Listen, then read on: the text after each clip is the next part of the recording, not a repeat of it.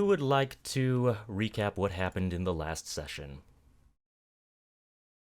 You guys already have inspiration. You're going to be getting inspiration till level 3, but in the future, whoever does the recap and does a decent enough job at it will get inspiration.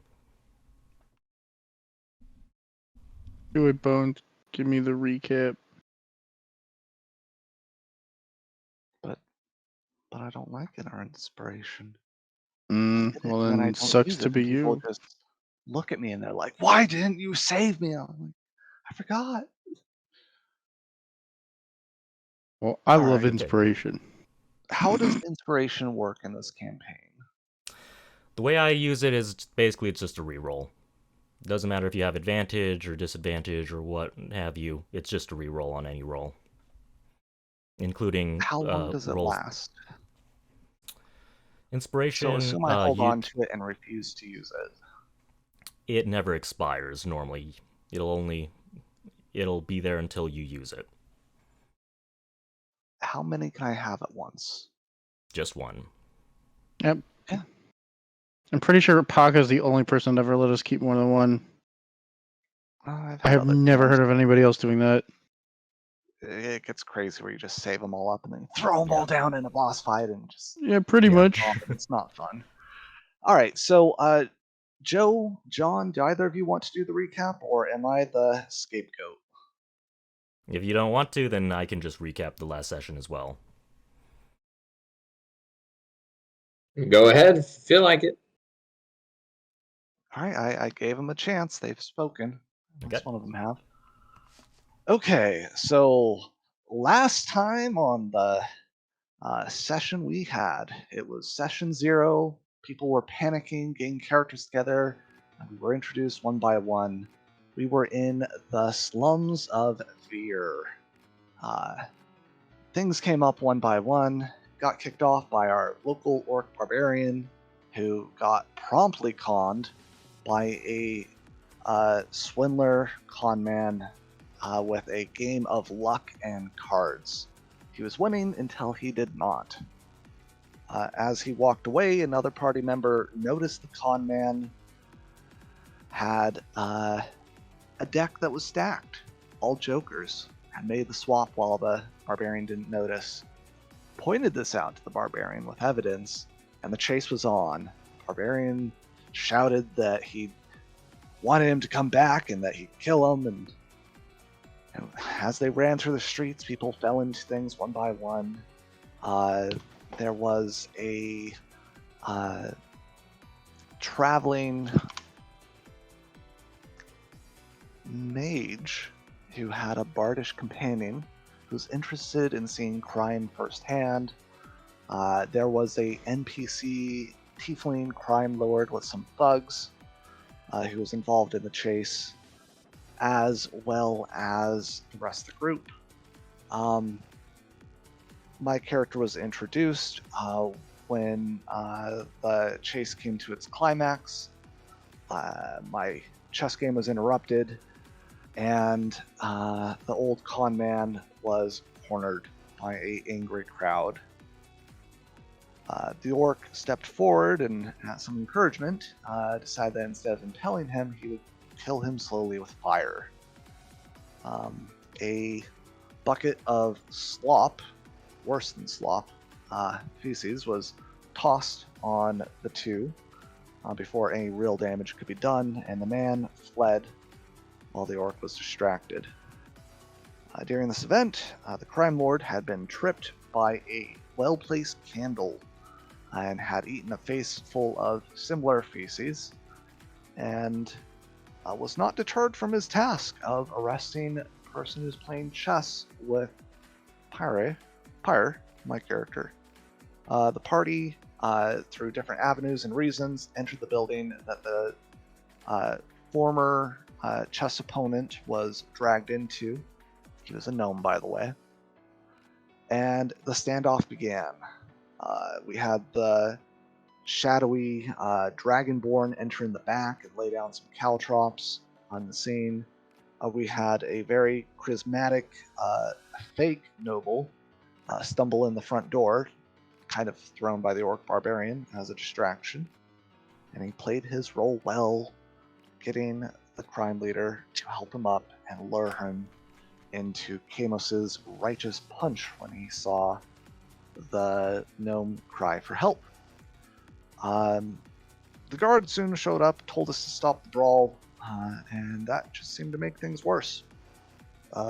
Eventually, the brawl was stopped, the crime lord was paralyzed and beaten, and the guards arrested most everyone, sent the thugs and crime lord to jail, released the party, released the gnome, and actually seemed strangely competent. The gnome had been up for debt in slavery. His house, his home, his family, everything was owned by this crime lord, and he had come to collect. And this guard had decided to reject the paperwork and destroy it herself. Later, at the inn, which we all happen to be staying in, middle class, a little bit above, the gnome was dragged in after we met each other one by one and discussed the adventure. It was found out that the gnome had a interesting pocket watch that showed rainbow-hued colors in a aura. People fought over it, much teasing was done to the gnome, and eventually we got the gnome to reveal the origins of the pocket watch, which seemed to have something to do with the god of time. Quick pact and contract later, when deals were struck, and the party found themselves pledged to the time of gods, the god of fate's time, whatever, It's God of service. fate. There's no god of time right now in this pantheon. Do you hear that, Cat? There's an I do. Anyways, god of fate. And we pledged ourselves to the god of fate's service, having been given the task of figuring out why so many godlike beings were popping up in the world. Heavy suspicion was thrown towards a artifact or power that had something to do with lightning that had been shattered into pieces and scattered. And in exchange for the service, we would be, if we performed well, granted a chance to cheat fate, a change of fate where if we would have died, we now would have a second shot at life. And there was also hints that we would have luck in the festival that was ongoing in Veer. I'm not sure where we picked up, whether we took a nap or whether we set out of the inn, but that was the summary. Yep, it's a lot more comprehensive a summary than I am normally used to. Although all of you have inspiration, you would definitely be getting inspiration for that. So yeah. When we last left our adventurers, you guys were basically resting after an eventful day of fighting crime, essentially. But now, you've been employed. And this is up to you guys. Would you guys like to figure out an adventuring name, or would you like to leave that in the back burner until everyone gets here? If all 6 people can get here. Would you guys like to say... I'd say that's something that should be. Not that I'm in the game yet, but I would say that should probably be something that should be a group vote once the characters are established and dynamics are more solidified, I'd say. So say after I vote a couple quests? Yeah. that would help. Sounds good. Let us get to know Unless each other something before we happens name in one ourselves. that really makes us feel like that should be our moniker, you know. Alright. Do The previous something Slaves of exceptional. Time, the Lawnmowers, who knows what we'll be called. Raphael's people, you know. Yeah, you wish. Raphael's It's a bitches. game breaker for me. The last adventuring name, they called themselves Serkava's Folly. The god Ooh, of I like fate's that. folly. Yeah. That's not bad, not bad. That's a great way to pass off fate. Alright, alright. So, all right. Since you guys will be determining your adventuring names now, later is what I meant. Since you'll be determining your adventuring names later, you will be applying for the job through official means. You will be going to the adventuring guild where you will meet the other player, but your adventuring name, you're basically just going to be hired on as freelancers individually, even though he has been supplied with all of your names. And then later on, you will be given the opportunity to actually form an adventuring group. If you have an actual adventuring group, then that means people will be able to basically, your fame and your renown will be linked to that name and the people in that group. And that'll help you move up to the higher levels of Veer and other quest givers as well. They'll know who to contact, or they'll know what group to contact. But that's in the future. So you guys wake up at the tavern. The gnome does inform you basically that that the church's liaison, the person who will be hiring you and in charge of you, basically, will be waiting for you at the big town hall, essentially.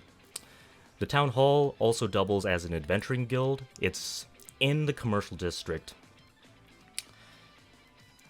And in the Veer, as I've described in the last session, this is a big mercantile town.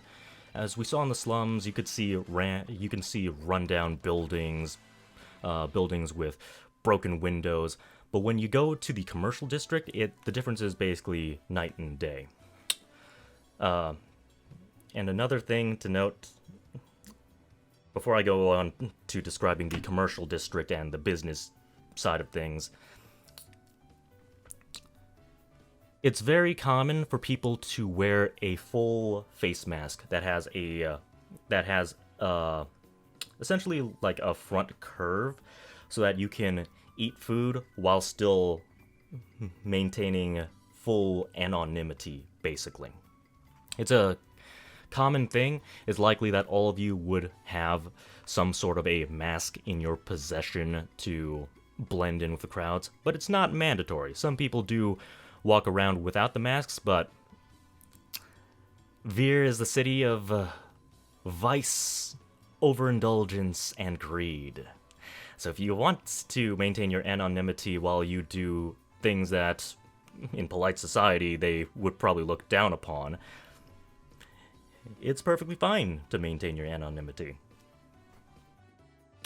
Over here in the commercial district, you see bustling marketplaces, as well as busy casinos and very lively brothels.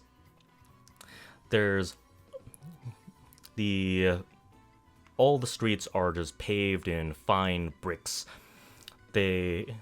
All of the buildings, they look pristine. They look like someone's probably paid every single day to just wipe these things down, get rid of all the grime and dirt. Everything just looks pristine and presentable. Out on the corners, you can hear town criers handing out newspapers, as well as crying out the morning news that more people are going missing in the sewers, that more people are going missing in the slums. As you walk down the main road, you can plainly see just some people drunk in broad daylight. It's the morning, so it's the morning. You can also see a person or two just passed out in the trash. If there's anything you would like to do on your way to the town hall, you can feel free to let me know. If not, then we will just move right ahead. Raphael would have one of those masks you were talking about, but his would stop short just of like past the nose, so it wouldn't have one of those things where it's covering like the mouth or anything like that. He wants part of his face visible, but most Okay. of the top half would be covered. Okay. And it has hopefully this nice little golden like design that kind of swirls upon itself based off of like the God of Fate symbol we saw the night before. And he's gonna try and find one of those people who are passed out drunk and see what's in their pockets. All right. All right. So you will find there are some people, some people are passed out drunk and they just kind of shove them into the back alleys. So you don't need to worry that much about witnesses. People are just kind of minding their own business and going on their day. So, just make a sleight of hand or a stealth check to see if you wake this guy up while sifting through his pockets. I hope I wake him up. I feel like that'd be more fun. Let's see. Alright, sleight of hand, or they're the same. So let's do sleight of hand. See how we're feeling. I mean, the thing is, he's so passed out drunk that still succeeds. He's so, like, when you stick your hand into one of his pockets, you can hear him just murmuring some. I told you, little right. I'm busy right now. I'm kind of like. He just kind of peters out, like you're worried for a second there, and when it looks like he's peters out again, you just stick your hand deeper in his pocket.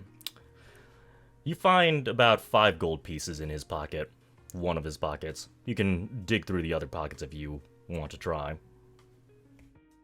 After getting through one, and he's like nearly, I'd be like, oh, and I'd look around, see if any of my party members saw, and I'd be like, hey, like waving, like, hey, I found, and then like slowly walking back to them. I wish I had a mask on right now. Okay.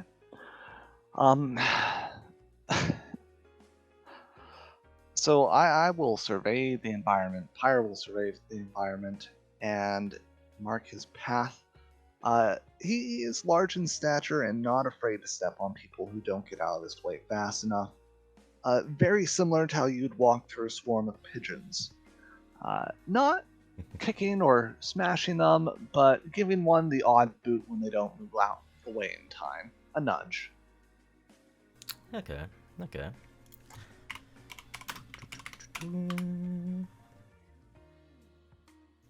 Yeah, When you see Stefan, he's wearing basically what looks to be a Guy Fawkes mask type of thing. If you don't know who that is, you can look it up. And he is wearing a Servaka holy symbol around his neck. Kind of a holy symbol. All right. Actually, it's not around his neck. His cloak clasp is a holy symbol of Servaka, rather than not around his neck. He has a different amulet on. His flame amulet. All right. So yeah, we see Pyre just kind of leading the way. We see Stefan, or we see Raphael just kind of split off just briefly. Then he comes back saying, "Look what I found, holding 5 gold coins." Stefan's just kind of following behind Pyre, as it seems like he's leading the way. And Pyre just kind of plows right through a couple drunkards, but they seem so out of it that they basically just fall to the ground, and by the time they react, who did that? You guys are already about a block down.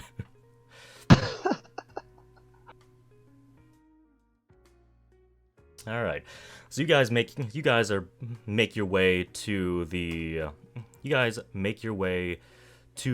the main adventuring hub. It is right next to the sea, so it kind of has a port, so it kind of has a harbor access to it as well. From the way you were approaching from the slums, you would be approaching from the land avenue. In this great big town hall, like, this would essentially be like a king's palace if this was any other town, with how overbuilt and how dazzling this is. This is obviously built to, like, it's got finely chiseled pillars, it's got arched domes, it's got intricate details like angel motifs as well as other fate and gambling motifs just kind of etched to the pillars as well as etched to all of the arches. It was designed to dazzle people. And inside you see, you know, all shapes and sizes of mercenaries, of artisans, just going about their day, making deals with each other, or signing new contracts, looking up the questing boards to see what jobs they can fulfill. It seems like adventuring is a very big profession in this town. And they've neatly organized all of the jobs. And you go to the special request jobs, and we can see the name of your liaison. His name is Secret. And to meet Secret, you go into one of the special. It's kind of like a chapel area in this place. It does have places reserved for worship, and Sarkava's is currently the biggest because he's the patron god of this town. And you guys head towards the chapel, and you're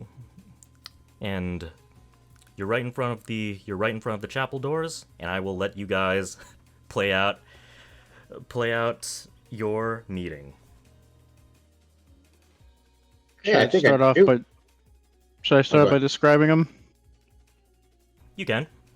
Feel free to go ahead.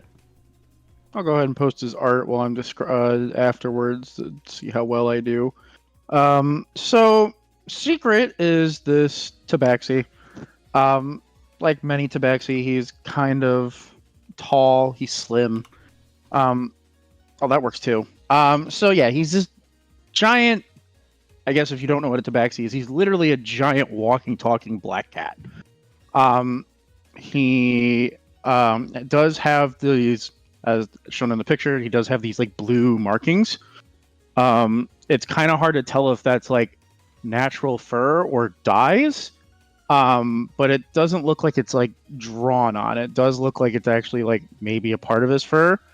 So whether he dyes it or something like that is a whole different story. He actually is pretty tall, like a lot of tabaxi. He's obviously not as tall as Bones' character, as I've heard. He's like, what, 8 foot or something? So compared to a human, what's your height? He's 6'2". So he's probably a little bit taller than the average human, but not like freakishly taller than the average human. Just a tiny bit. But he is slim, and he is wearing that blue cloak where like half of it looks like it's a stuck out collar thing, and then the other half does look like it's like these inlaid feathers. He clearly is actually not wearing a shirt under that. That basically how he looks in the art is pretty similar to how he looks. The only thing that might be a little bit difficult to see is that there's a cane in the picture. He doesn't have that. No. He has a holy symbol on his neck where it's not pictured because obviously this I stole this from somebody years ago. But he is wearing a necklace that has Sarkava's symbol on it. And then he was probably praying at this altar, and then when he hears people come up behind him, he'll stand up and turn around and say, "Oh, can I help you?" Well, Pyre will go ahead. look at Raphael, a little annoyed, but he'll let Raphael Telling. speak.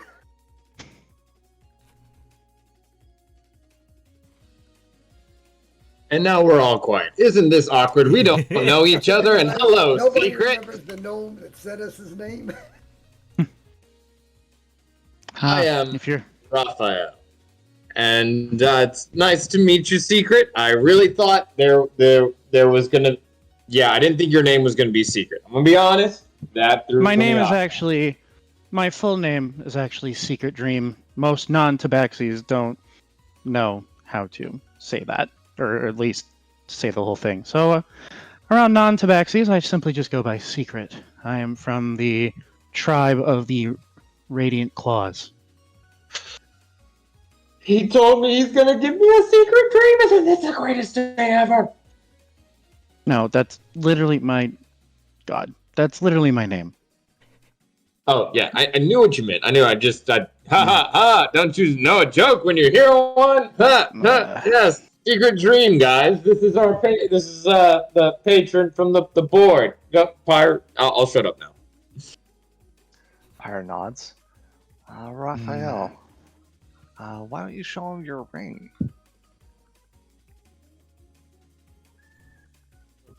Starts blinging it and twirling it in one of my fingers, and then passing it along, kind of like the coin trick, and then hold it up.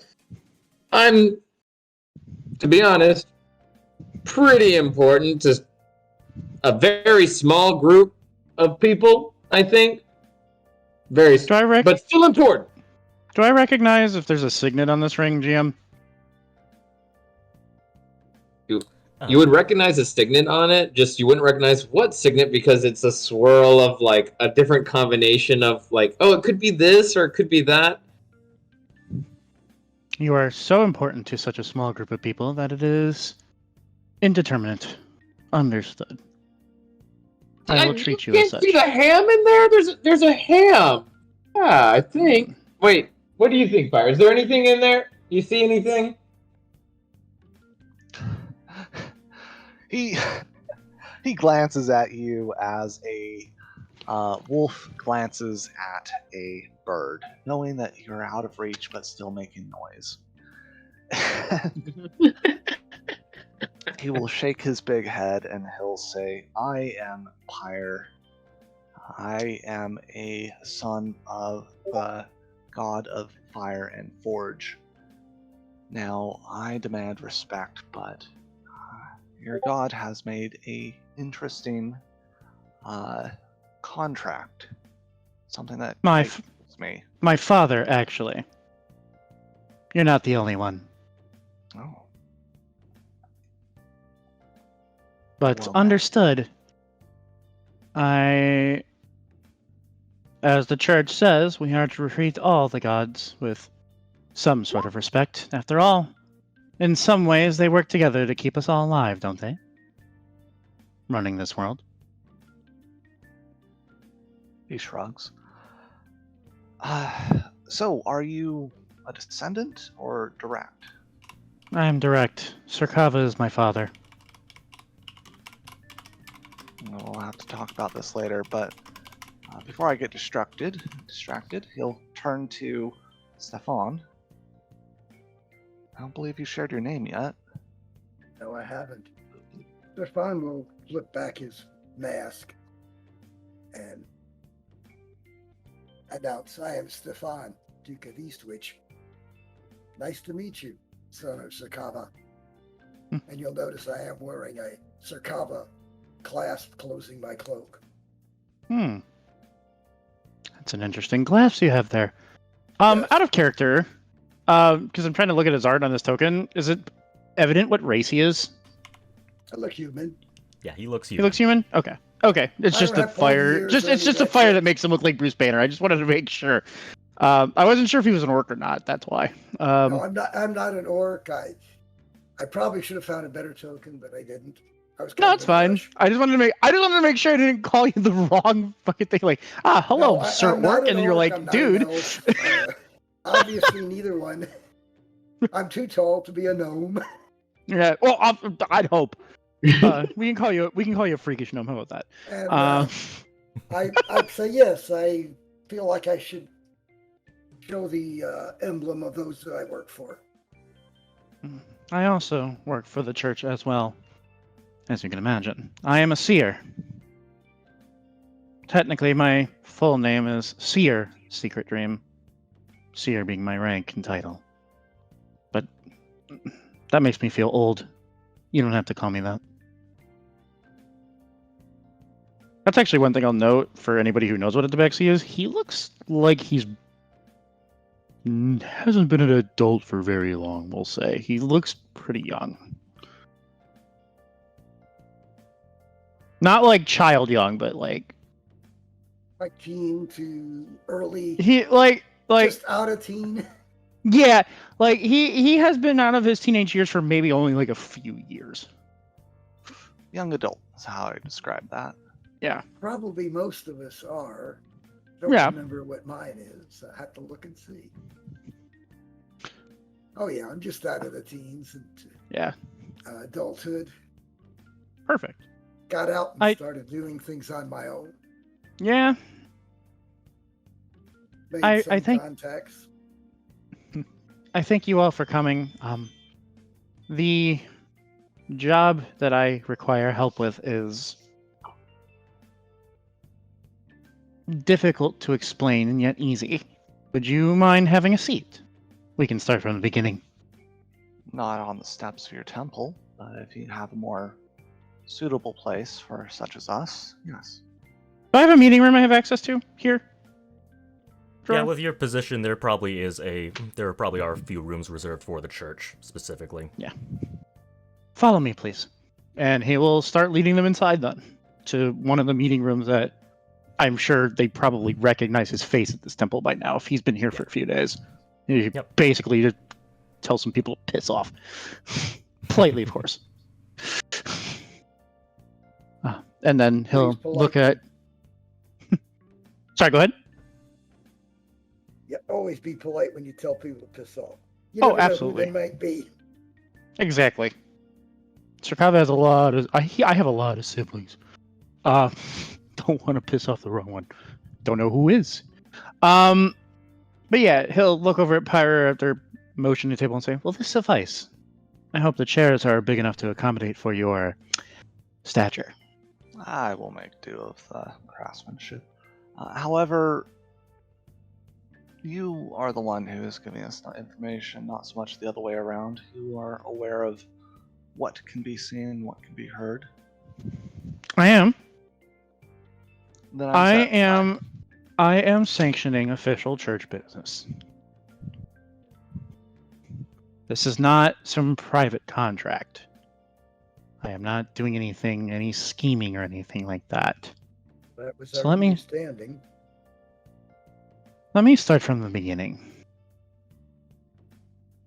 I have been sent by the church at home to find something and bring it to my father, or at least back to the church so that my father can examine it and decide what to do. I am looking for these, we'll say, these shards of these aspects of lightning that maybe you've heard rumors about lately. Rumors? Did your dad not tell you that? Well, yeah, never mind. Fire, continue. I didn't say anything. Go ahead. I will tell you right now, I believe it was Raphael. Typically, if Sarkava is your father, you don't meet him.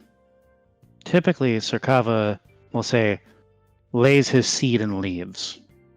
That is how he has so many children at so many places. He does not stay. I personally have never met him. That's rough. Not ever meeting your parent kind of makes you a little weird, doesn't it? When your dad is the god of fate. Dad last night. It's kind of awkward. I've met your dad before you have, and I'm not as. This is weird. This is weird, guys. I'm losing it. Fire. I'm gonna shut up. It is not that weird. I still get visions like every other one of his children.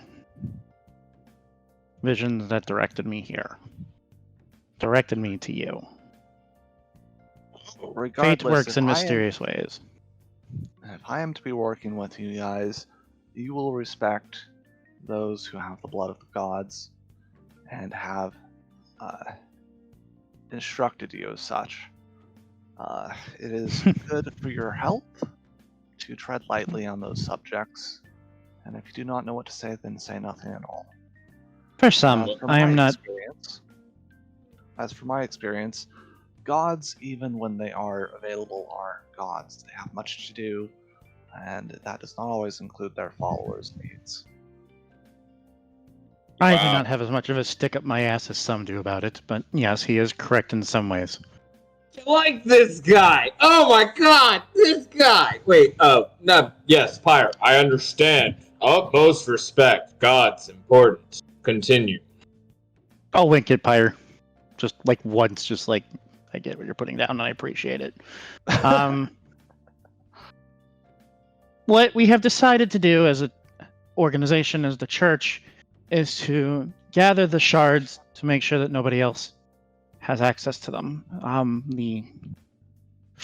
Let's just say the visions I have of these shards being in the wrong hands have been disastrous, and I'd like to prevent that. What I'd like to do is bring the shards back to the church and have Father decide what to do with them, or just simply have them locked away from the wrong hands. I know you've obviously heard of the shards, but the visions I have are bad. People will die with those shards in the wrong hands. But they're still visions.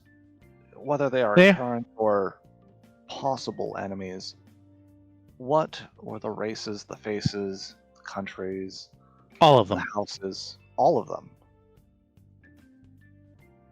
Are we the bad guys that he's Not exactly. Okay, good. Let me good. put it All this right, way. is less Let me put it awkward now. this way. Those aspects, if they do what I suspect, based on what I think its origin is that the Pantheon could get a little shakeup, if you get what I mean. I get what you mean, and Pyre, I don't mean disrespect when I say this. I like a little shakeup. And I think that we are just the group to help. I feel like we all have been looking for something to do, and well, here we go. Raphael, is it? And amazing. Yes, Raphael. The Can I L call of you the Raph? Raph, okay. Oh, look at that. You see that? Raph. Or giving me nicknames. When I say shakeup, I don't necessarily mean you're having a midlife crisis and you decide to divorce your wife and go find a new, younger one. I mean shakeup as in people die, as in gods potentially die, as in everything you know and love in this world could potentially disappear in a snap because somebody else got the wrong power. Everything you love, your friends, your family, potentially even you. So when I say a little shakeup, maybe I'll say a big shakeup, a deadly one. Secret dreams. See, the thing that you're mistaken is that I know exactly what you mean. I grew up studying this. I was supposed to be something kind of like a defender of what you're talking about, and well, just things happened here and there, and when I say shake up, you say shake up. We mean different things, but you know that we mean the same.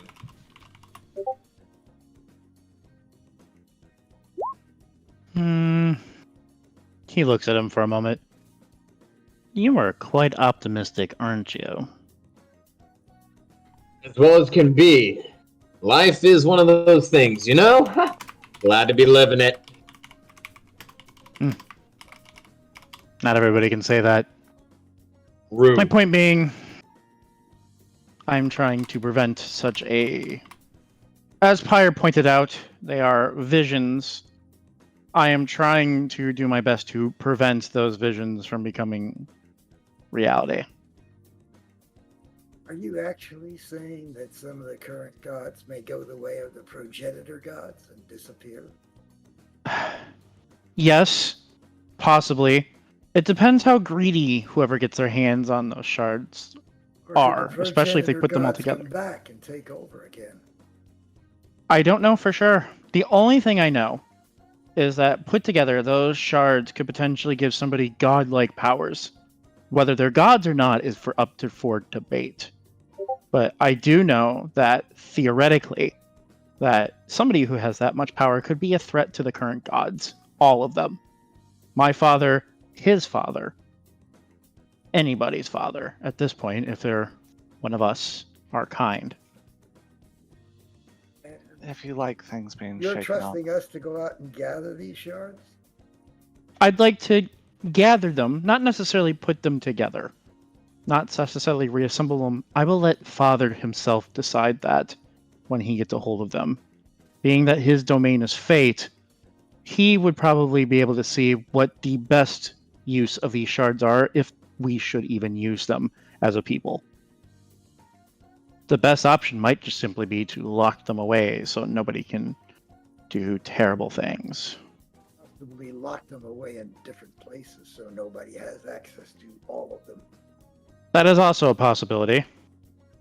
I'm sure the gods themselves would love to get together and discuss that, but we can't do that until we actually have the shards now, can't we?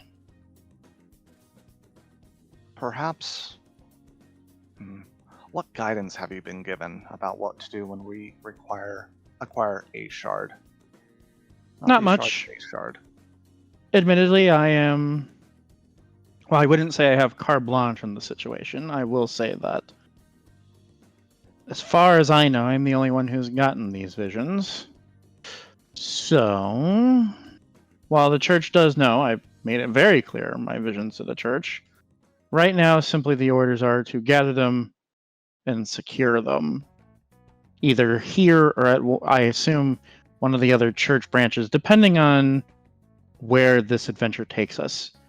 As Stefan was quick to point out, I don't even know if all the shards are here. Some of them could be around the world. Now, I was told that our mission was to investigate the appearance of godlike beings. Now, this shards, could be an indicator of one of the sources, but I think it's very much. would your father agree that having all the shards underneath his control, whether they're gathered or not, is a very dangerous thing where it would make his state among the gods precarious and make him a target? It is possible, but that's not my problem. I am my father's son, but I am not my father. All of a sudden, Raphael's looking very suspicious of you, kind of checking you up and down. This is kind of maybe the first time the group's ever seen Raphael actually inquisitively inspect and kind of have a serious face. Want to insight him? I mean, I'm sure, but that wasn't what I was going for. But yeah, I mean, if you're suggesting, I mean, I'm not the GM, but I'm thinking as a player, if I'm ever suspecting somebody and looking them up and down, my ass is inciting them to see if I'm being lied to. And it sounds like you're trying to see if I'm trustworthy. Yep. Thanks So I can for the message advice. you. Yeah, If you I'm want still to. kind of getting used to the game, so 100 as a player. So I mean, I'll roll it. I don't know if that's Sure, do you want me okay. to message you my intentions so that you can decide how well he rolls? Okay. Do you prefer Discord or do you prefer Whisper on Roll20? Let's do Discord. I am recording things, so Okay. you don't want it to be So seen. you keep me honest. I gotcha. It's nothing. You're not a very good judge of character, Curious. Raphael. I'm too curious about your class, everything about you. As I'm studying you up and down, I get too distracted by your tabaxi figure, as I've never really seen one before. I'm just like, I have no clue how to read these creatures. And that collar to die for. I mean, you don't really have that much of a perspective on some of the topics that he's talking about. Like, you don't know Serkava personally. You don't know that much about, the whole godly politics and all that. So, as far as you know, I mean, it doesn't seem like he has any reason to lie to you. You don't see any of the obvious, liar ticks, at the very least. So, at the very least... He's not It's- eye twitching as he talks to you. Yeah. Like he's not blatantly. It's not an easy like. If he is lying, then he's doing a really good job of hiding it. That's what I'll say.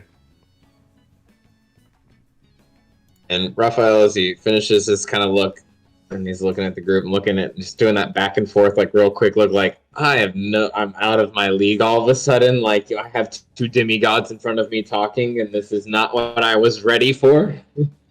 Now, I will move on to less grim topics. I understand you are all adventurers. Before that, Hmm. one deal I would like to make with you, not between gods, but between demigods.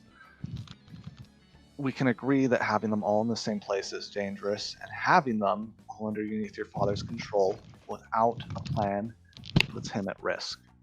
So I agree, it does not but- need to be the first one. But as we gather these pieces, one of these pieces will be in my father's domain under his protection until my father sees fit to give it to the god of fate, your father. Is this agreeable? He looks like he's thinking for a moment. Says, A well, shard, it's not what all I'd. of them. It's not what I'd prefer, but given that my concern is the power of these shards, I will agree for now, but I am not speaking on behalf of my father. I make that clear. No, of course not. This is between demigods, not gods. We have to make do with what we know. And my opinion is that that would make us more likely to achieve our mission and less likely to cause a ruckus among the divine. I will tell father I agreed to this because I think it is for the world's safety, and he can speak to your father if my father deigns to make himself known to me, that is. If not, I And will if just they simply speak? tell the church. If they speak, they can come and let us know in visions and dreams what their will is, and we will discuss as demigods what to do after that.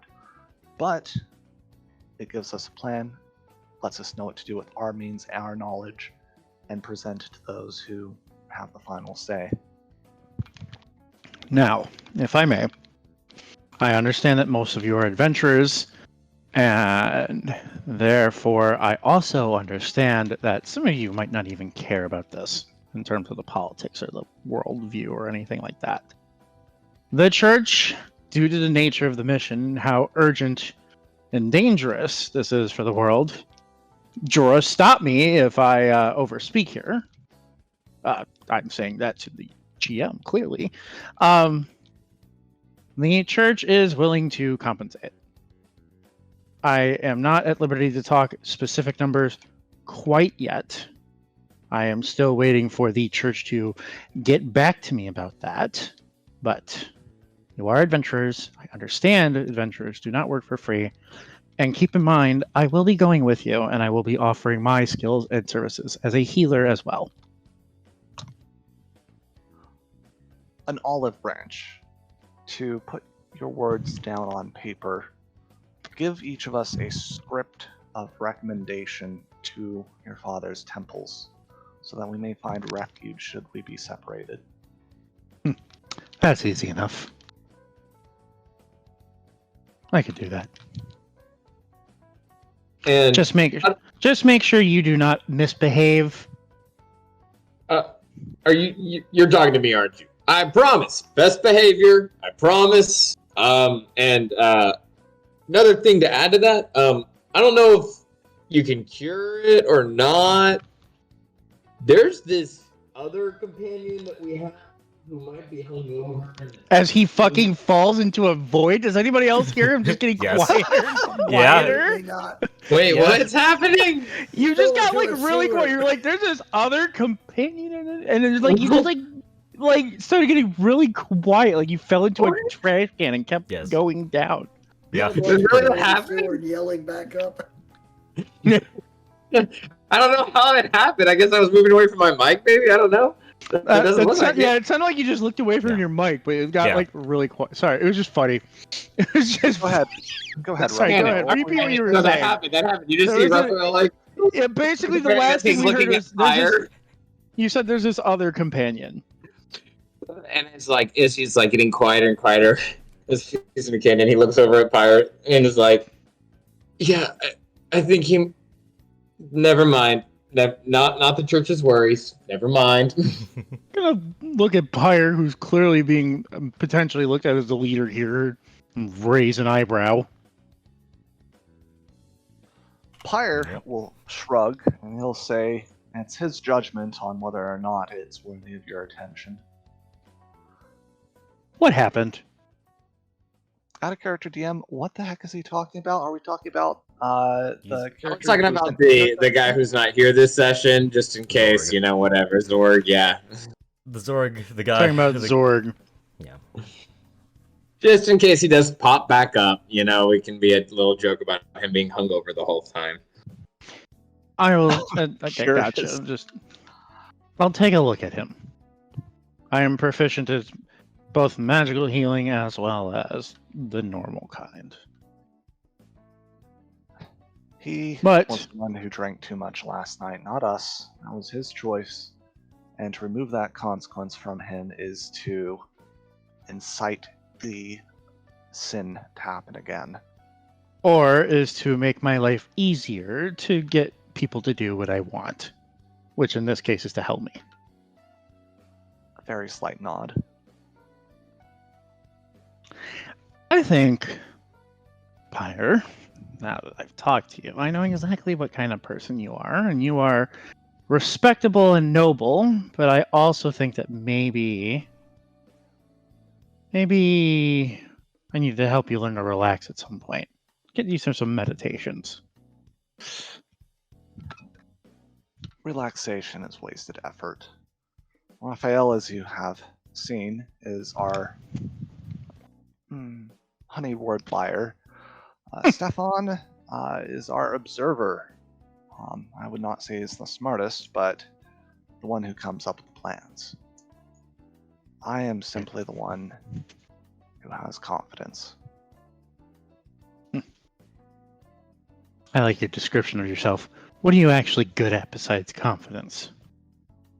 I trained as an artificer throughout my childhood in Zakir.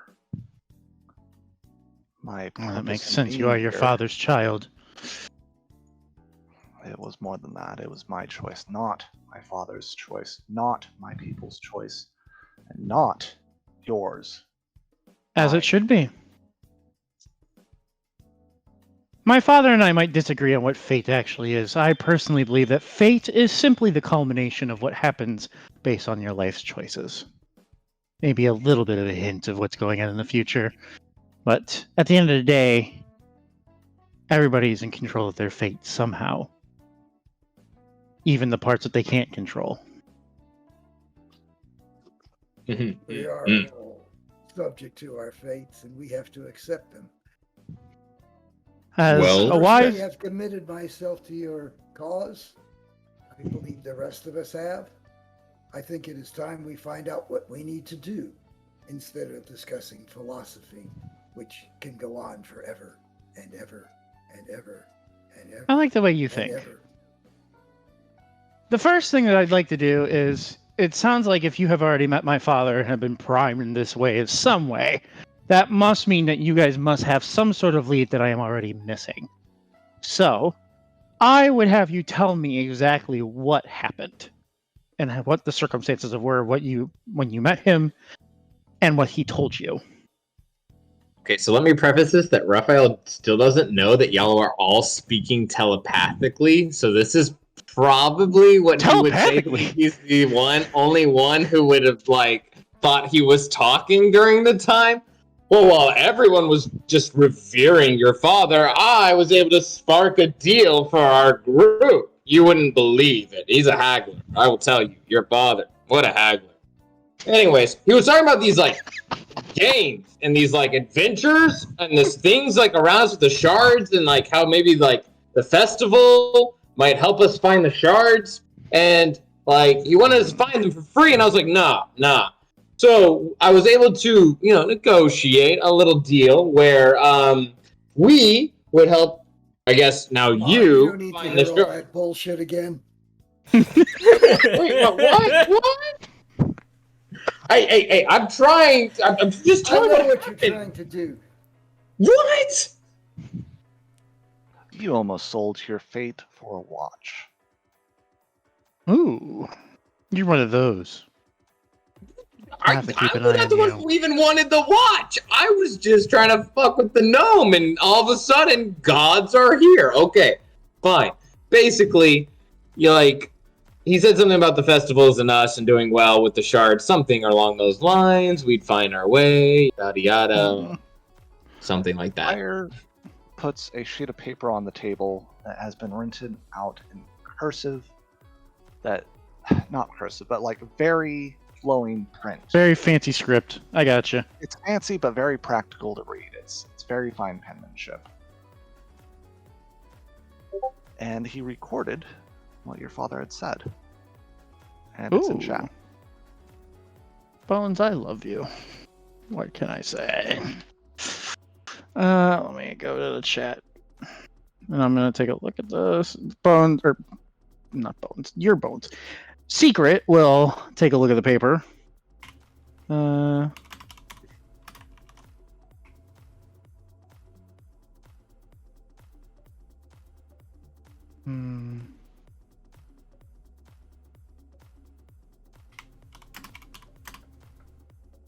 That sounds like him. Pyre will check his stuff, and if he doesn't find it, he's going to look around to the party. Out of character, who has the watch?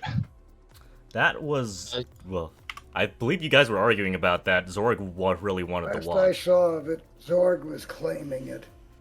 Yeah, no, Zorg, I think we said could have it, but then I got all the gambler stuff that he looted, and then, but that wasn't something that party agreed to. All right, so Pyre will speak up as he finally finds it, and he's like, Zorg is the caretaker. He is the one who insisted on carrying it, but due to his condition, I took opportunity to bring it here today. This is Zorg. May I see it? Zorg will carry it, but yes, you may see it. I will put the watch on the table and slide it in your direction. GM. Yep. I am a cleric, and I have detect magic prepared, which means I can cast it as a ritual. And although I don't have identify, I would like to detect to see if there is magic on this watch. I'll go ahead and post it. Detect magic also lets me see if there's a school involved. At least tells me what school of magic is on the item or around me. Takes about 10 minutes. All right.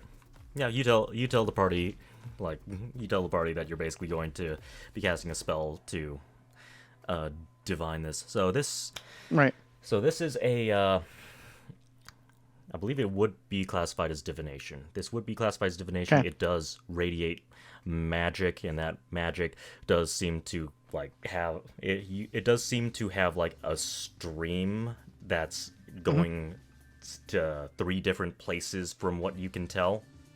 Are they always in specifically the same place? Like for example, this is gonna be a weird question. Okay, so even if I turn the watch, I turn around and go to a different part of the room, it's still going to somewhere.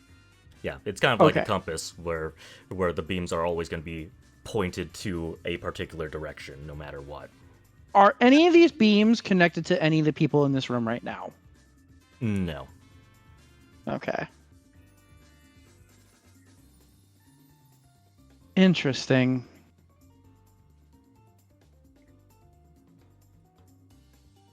I'm not sure what Father gave you, but I would not lose this. Do any of the beams seem to be pointing over towards the carnival fair extravaganza that's getting ready to start? It is very possible that this watch is pointing those who can see magics towards the direction of the shards or something else.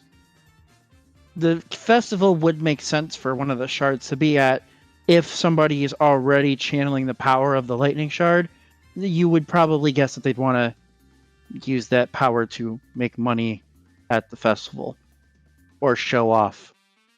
If somebody has real ambitions, they might already trying to be cementing themselves as a god to get a cult following. And what better place to do that than at a carnival where you can be as public as you want? I'll hand the watch back after that.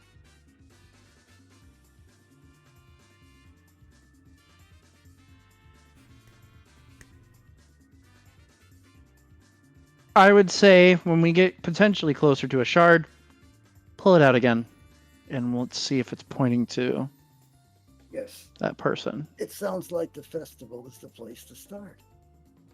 Well, then allow me to get set up to end my duties here for the day and officially join you in this search. I told y'all how to do the festival. I don't know why everyone was so mad a moment ago. Jeez, like that's what I said. That is not what you said, but I thought I said it. pretend I it. thought I said it. Okay, sorry. pat him My on the- bad. Fine. I'll Never pat mind, him on the never mind. shoulder as I walk by and I'll say, "It's okay. I'll pretend it was what you said." Oh, see, this guy's sweet. Why would anyone else sweet to me? After all the shit that happened last night, I barely know you people. Like, come on. I'll follow behind slowly. And yeah, I don't know if you want to hand wave a drawer, but I'll leave them in the room for a bit to basically go explain to the church superior, like, hey, I finally found people to help me with the mission. It seems like Dad, in his infinite wisdom, has somehow sent these people to me, and I'm going to take advantage of it and do what he requested, and I'm officially going on the mission now. Clear me from the usual duties. Very well. And if you have any non-combat related needs, then don't hesitate to let us know if we can help. Of course. I will hope that my room here will still be ready for me while I'm in town. Yes, you will always have a place. Well then, I forgot to ask you a question, Jor. Is there some kind of like greeting or like they use, like may the light bless you, or may the force be with you, or you know what I mean, like some kind of thing related to the Sarkava or something like that? Be kind. Oh, I like that one. May the fates be kind. I always like that. Yeah. I like that. It's Yeah, may so- the fates be kind, or may you find good fortune, like something along those lines. They have Something a lot of along those lines. variants. Okay. Then yeah, I'll say that the Does this Good temple fortune. look like it does charitable work? Could you repeat that? Does the temple look like it is doing charitable work? Yes, it does. It does help. It does seem to have some services that specifically go out to the slums to help the people who aren't fortunate. turn their fortunes around. Before we leave, I will give them 5 gold. Whew. And say, for your works, go forth and do good. Thank you very much. We will make sure that it goes to the right people. So, are we all ready then? I'm sure I'll meet the rest of your friends later. I'd suggest we get to Sober work up, now. they can come and join us. Exactly. I suggest we get there early so we can start scoping around the place now. That Hire, sounds I'm going like to a leave smart that- idea. I'm going to leave that watch in your capable hands for now. But if I ask you to produce it, please do. He will think about that. DM, you mentioned when we opened it, there were those lines. That was only detectable by detect magic, right? Yes, but if you open it up again and see the rainbow lights, it's probably going to do roughly the same thing as well. So it's just like a clearer. Okay. So you don't have to use detect magic to get guided. Correct. Because If you open it up, then it's just going you have seen its effect, so you probably will see the same thing. All right. So yeah, I guess Pyre will keep that. I will write that in my inventory, but if I'm not here or whatever, like I have every intention of giving it back to the half-orc. So, Yep. Yeah, it's likely, like, we'll probably hand wave it, but it's likely that you just bartered it for a second, like, hey, can I see the watch for a little bit? Here's a wine bottle, or something. Yeah, like here's a that. wine bottle. You're drunk. Get more drunk. Yep. Um, and as we stand up and start to exit, Pyre will look to you and say, you did ask for those letters of recommendation, right? Of course. I totally forgot to do that, GM, but can I hand wave it and say I did? Yeah, hand wave it, like, Okay. you get the letters. I'll hand them out, and I'll say, and I signed every single one of them. Be good while you're in those churches. It reflects on me. Yes, I'll be so good. Yes, I'll be good. I'll be good. I'll be keeping a particular eye on you. Ooh, if you say so. So, in the meantime, I suggest we get there before it gets too busy so we can start scoping the place out. See what might have more public displays for people to do things that are stupid and brash. That's probably where we're likely to find things. Okay. All right. If you have anything else you need to discuss, you can do it right now. Otherwise, I will be moving on to the intelligence gathering. The only thing I think my character would double check is what languages people speak, if they need to maybe communicate a little bit more incognito than, say, Comet. Yeah, we can do that on the way.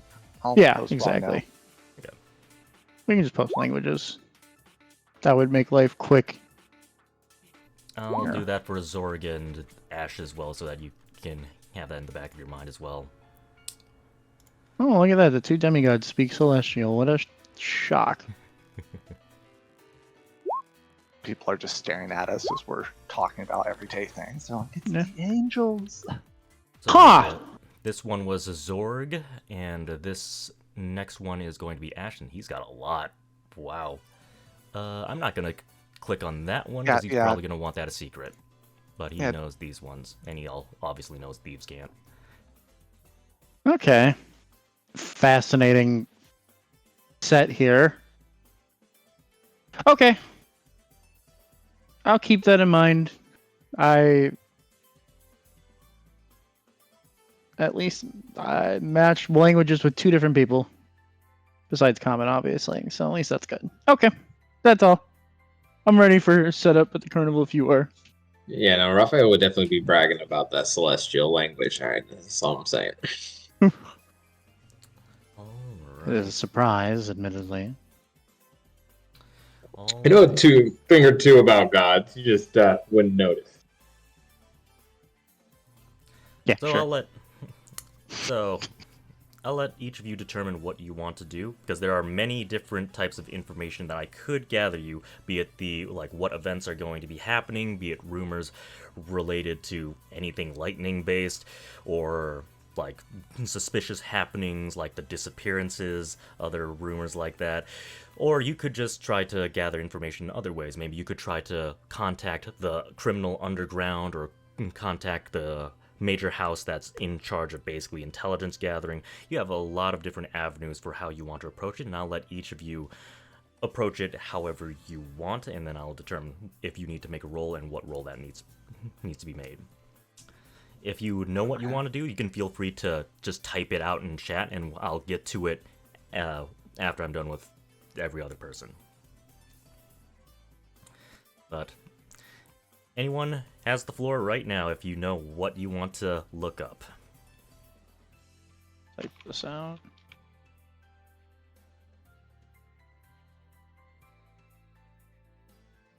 Oh, and I forgot to mention it, but Monica does have other caretakers in the town, and she basically went off to one of the other caretakers. She has a relative degree of freedom from you, Stefan, so she's not your business, at least right now. Now,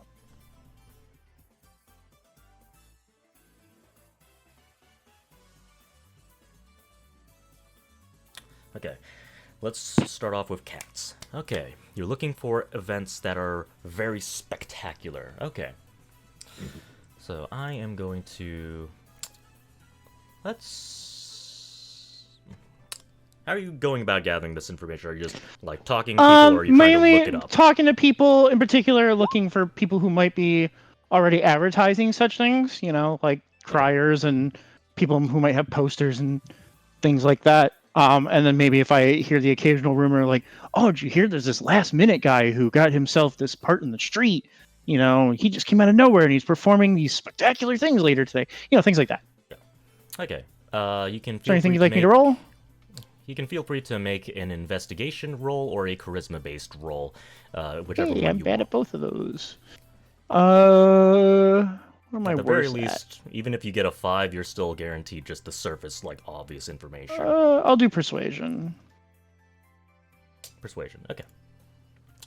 All right. All right. I just need to look up my town information again and look up the major houses. I'm going to go Okay. grab a granola bar. I'll be back in a couple minutes and listening in with my Okay. phone, but I'll be muted until then. Okay. So in terms of spectacle, the House of Divine is hosting a magical festival. They are the people who specialize in religion and the magical arts, so it's nothing too suspicious, but maybe someone who has the power of lightning might want to show up there and kind of show their stuff, I've got Right. power. Maybe impress the right people at that place. Sounds like maybe. There is obviously the big tournament of steel hosted by the House of Steel, which is the finale. So they could the tournament of steel is a group, like it's a group free for all. So you register as a big mercenary group around your guys' size, and you fight against 3 other groups in a big arena, and whoever comes out on top will get the fame in that round. So that's the other obvious one. Let's see. Okay. And there are a variety of other, well, I suppose another major one would be one that Pyre would also be somewhat familiar with, which would be the celebration of Cinders, hosted by the House of Cinders.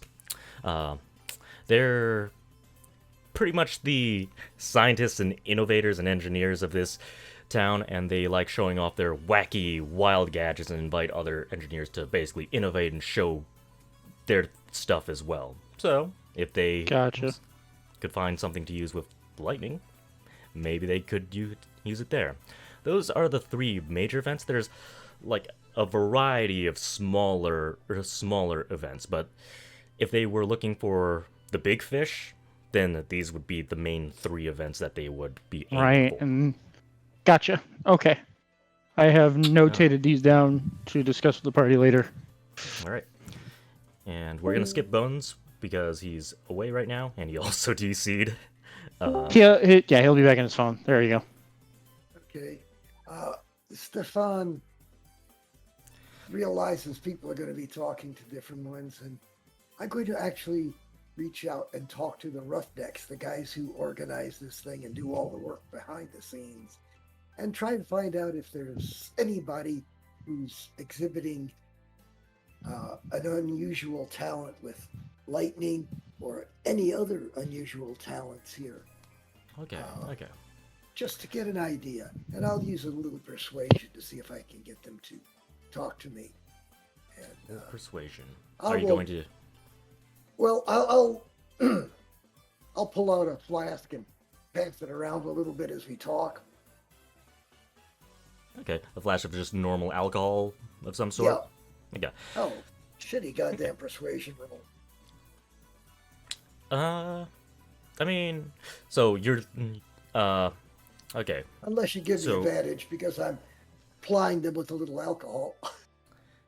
This will depend on who you are asking. So are you going into Basically, I'm commercial talking district to the and... roughneck types, the ones who work behind the scenes to do the work at the thing, that don't exhibit and don't perform. I think I'm going to make a GM roll really quick, because this one would be a little bit luck. Okay. Roll with advantage. Okay.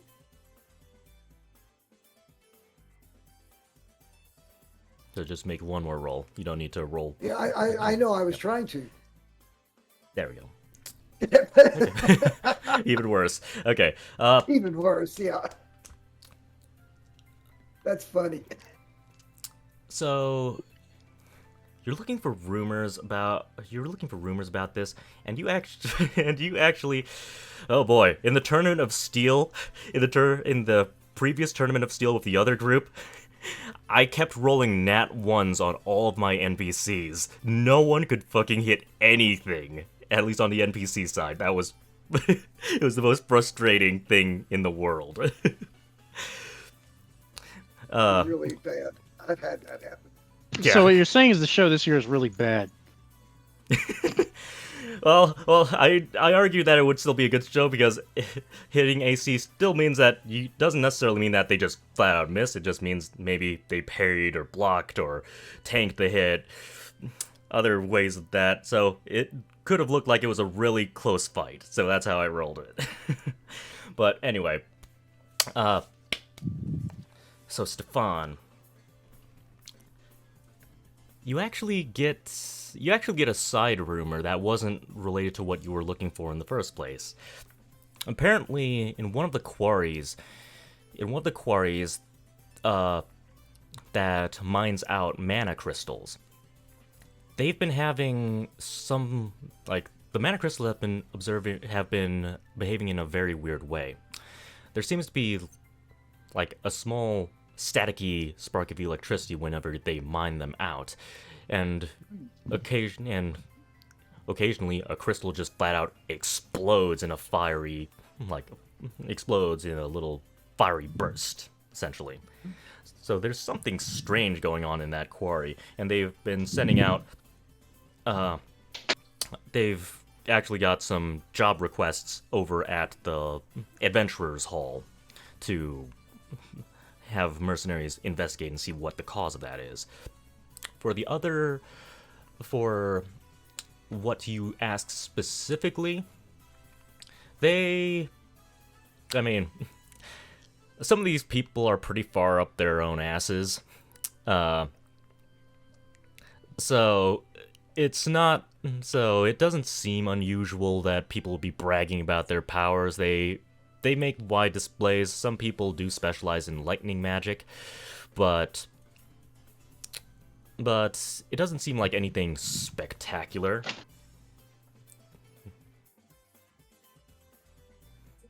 Anybody have any? But besides the lightning, I was wondering if anybody was showing anything really out of the ordinary.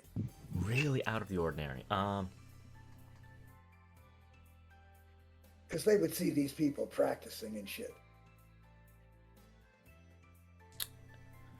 Really out of the ordinary.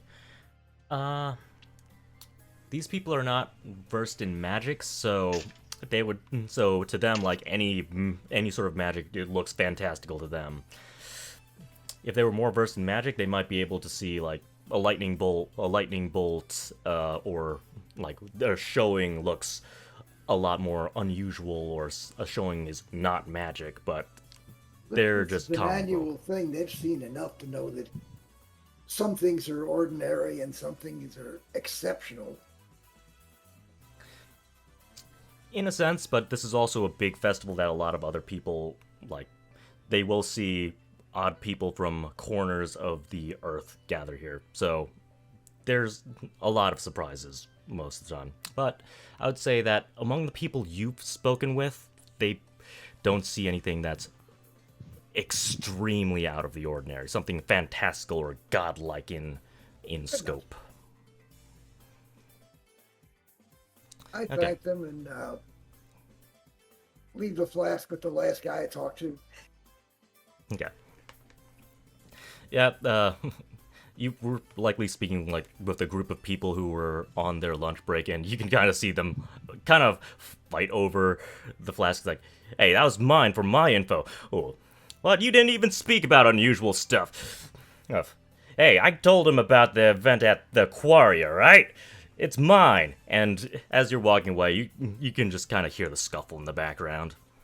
Arguing about who gets to keep the flask. It's almost empty anyway, so. It's just an empty flask for the most part. Might have one swallow left if you pass it around. I mean, they don't know that, but Yeah, that's they're looking at it as something, you know, keep it. Yep. Nothing special. It's just something I picked up at the inn. Yeah. One shirt.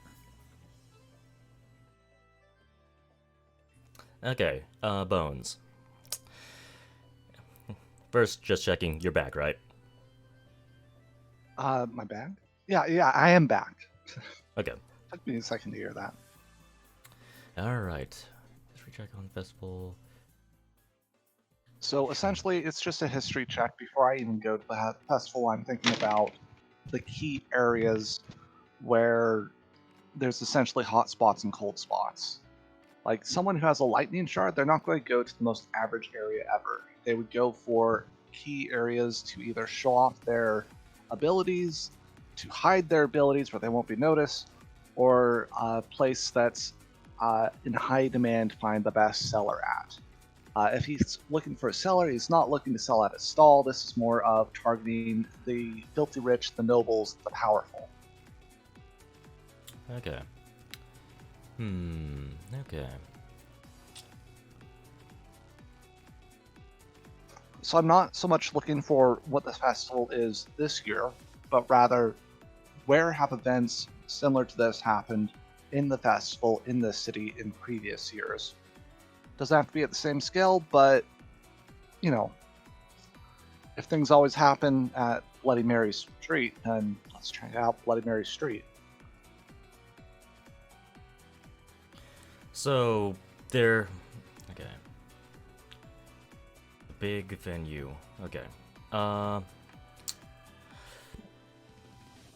So in this, you can roll better than we did.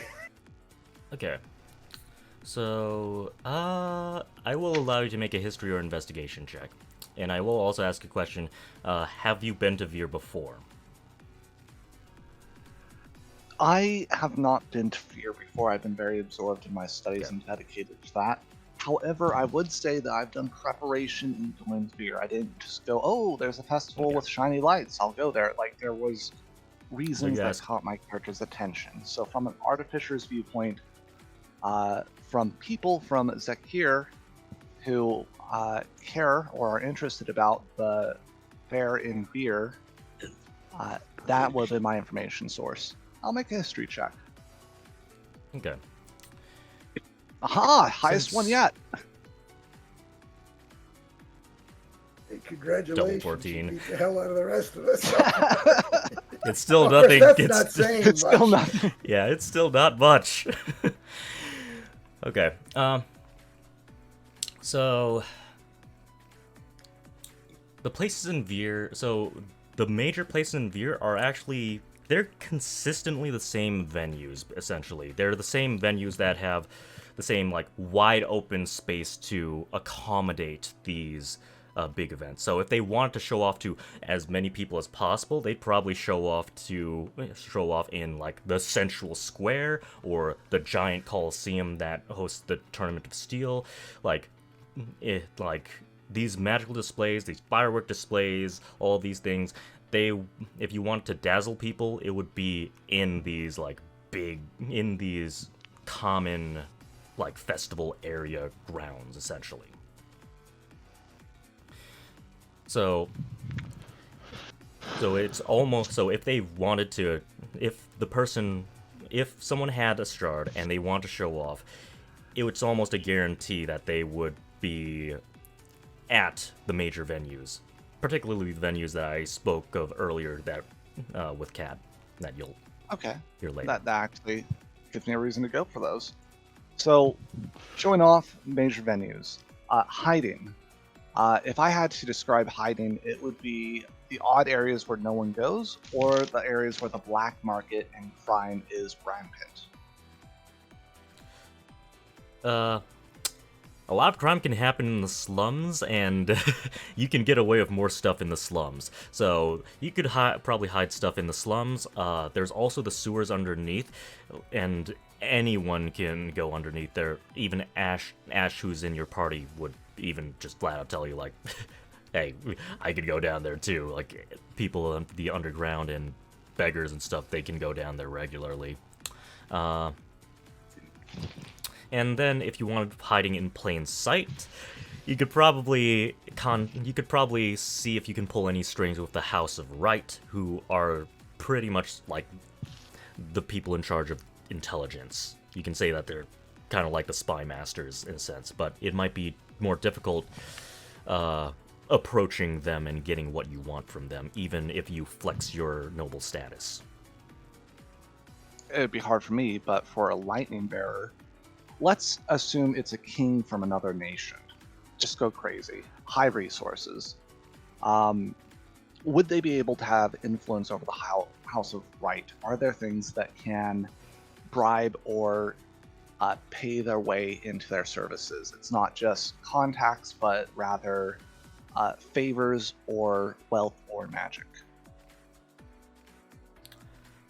I would argue that you probably would not have the information privy to it, unless any of you have like a criminal background, or a espionage background, some sort of intelligence background. You probably would not be privy to the motives of Right. Okay, yeah, that actually makes a lot of sense. I'm glad you withheld that. The final question is selling the item.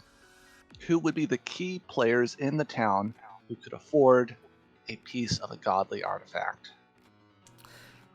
Because if they have that much, then everyone knows them. So a seller.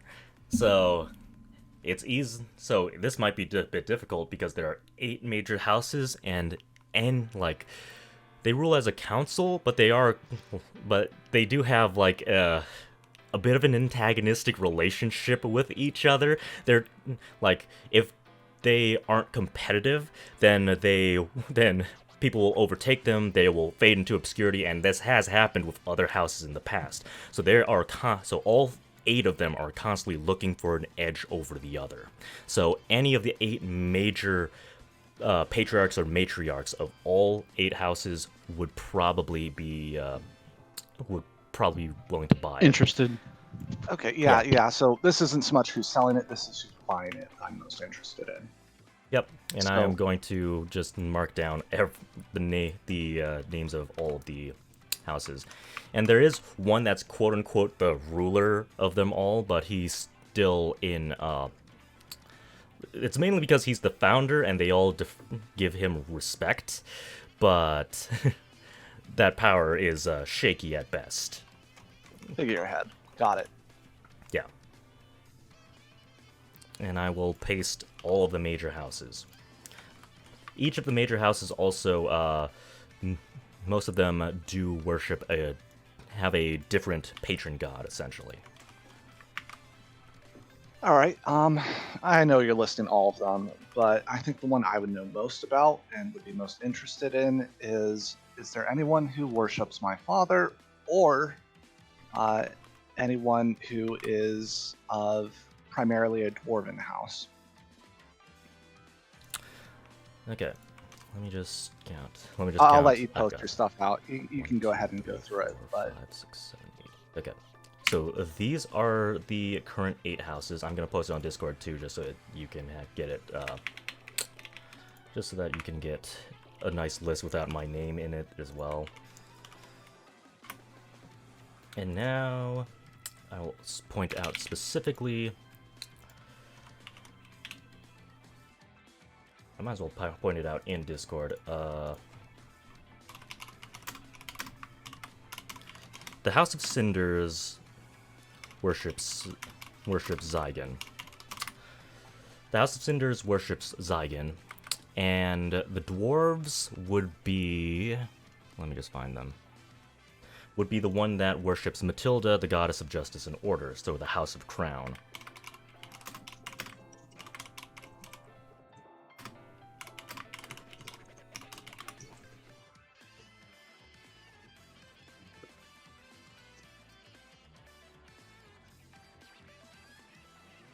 I'll just post that there as well.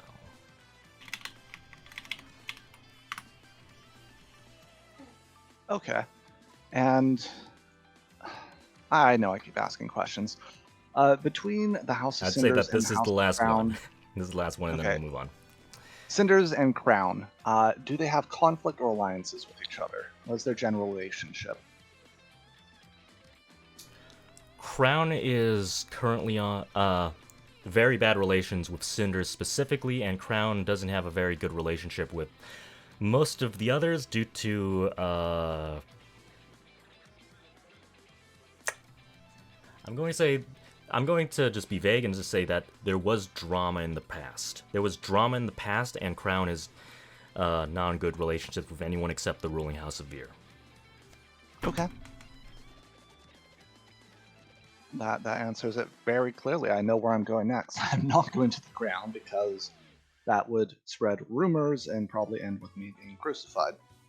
So let's go to the House of Cinders. That's my physical place I'm going to. We can move to everyone else since I've taken so much up time. Okay.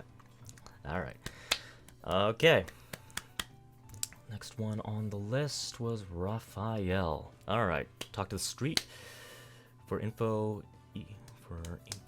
Okay. So where on the streets? Are you going in the 1%er district, the commercial district with the middle class men, the slums, or some other place? I would probably work my way back towards the slums eventually, but starting with middle class, just going to hear what they're having to say, just, random people, little merchants here and there. Just hear what they have to say about the festivals and, any kind of unusual things, like kind of like an alien sightings type of thing. Just anything unusual that is grand and magic. And eventually work my way back to the slums and, offer probably if I see like some beggar kids on the street, I would probably actually, with what I just got, offer them a gold each to try and, be my little eyes and keep a lookout for any large magics of lightning.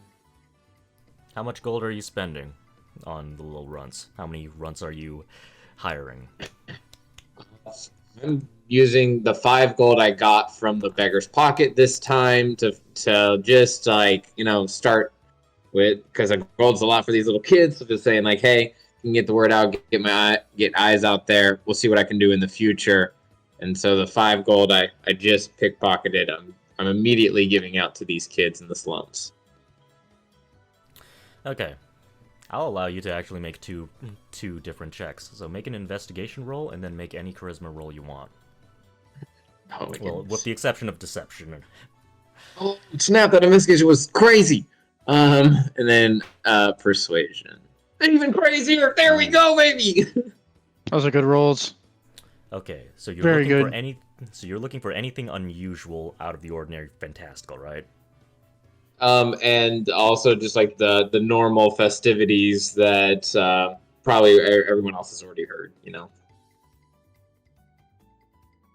So you hook up with Ash eventually, and Ash would point you to the outer walls of Veer, and he says that like there is a little shanty town that's also near a sewer access point, and you go there, like you get the kids to go around investigating, and you do get the same piece of information that you got from Stefan, though maybe a little bit more detailed. So the lightning that's been crackling in the quarry, and it does have like thunderous booms, like thunder that would come from lightning seems to be echoing from the cave every so often. It puts some of the miners on edge, and it's happened with about a few months ago. At least that's when it started. It also seems that in this world there is this group of monsters called army ants. And army ants when they're mature, they generally take an entire mercenary army to defeat. Like, these things can be dangerous. and they see an army ant scout every so often in those caves. So it's a possibility that maybe a colony of army ants probably moved into those quarries. But on top of that, you go to that shanty town that's on the outskirts, and you meet a group of Kinku. And one of the golds that you were saving for an urchin, like, you flip it to them, and they tell you, strange robed men keep leaving the sewers. Not many, maybe one, maybe two, maybe three. They keep evading. Unusual things happen in sewers. Screams. Talk of demons. Other things. Occasionally, fish turn up dead, fried. And yes, there are sewer fish. There are fish that are acclimated to sewage water. But they do tell you that something is probably happening in the sewers. Thank you for the poetry of your language, and I too feel cursed. I flip him another gold. And they say, if you need guide through sewers, then let us know. Just may well be, and another gold it shall. Once I talk to my party members, got some high and mighty folk on our side, and feeling quite confident about this one. Not gonna end up like last time. Think this one's gonna be alright. Alright. I think I've gone through everyone now. So you guys can meet up and exchange all your info. All right. Guys, there's like creatures, it's crazy. I'm going to assume that Pyre did his history check, the group split up. Pyre investigated the House of Cinders and just found dead ends. Not that there's nothing there, but he just didn't find people worth talking to. Comes back to the party and he's like, doesn't talk about it. So we have multiple avenues here, from the sewers to these houses, to the venues themselves. Obviously, I believe whoever this is not going to reveal themselves on a public stage until the big event. They'd be stupid to do it too far beforehand. But the robed men, if that is legit info and not just something somebody made up for you because you gave them money, is a interesting tidbit. Hey, Did they say? I kind of resent the whole getting money part. Like, you know, sometimes people just need a little bump in life, and I Yes. And some people are prone to lie if you offer them money for information. yeah, but sometimes you just And know while you were from giving from street within urchins gold, you're lucky you got out of there alive. They probably should have mobbed you and killed you for your gold. You should have given. Please tell me you were at coppers. least smart enough to convert it to smaller denominations of silver and copper. Why would I do that? I mean, it's a coin is a coin, and they get what they.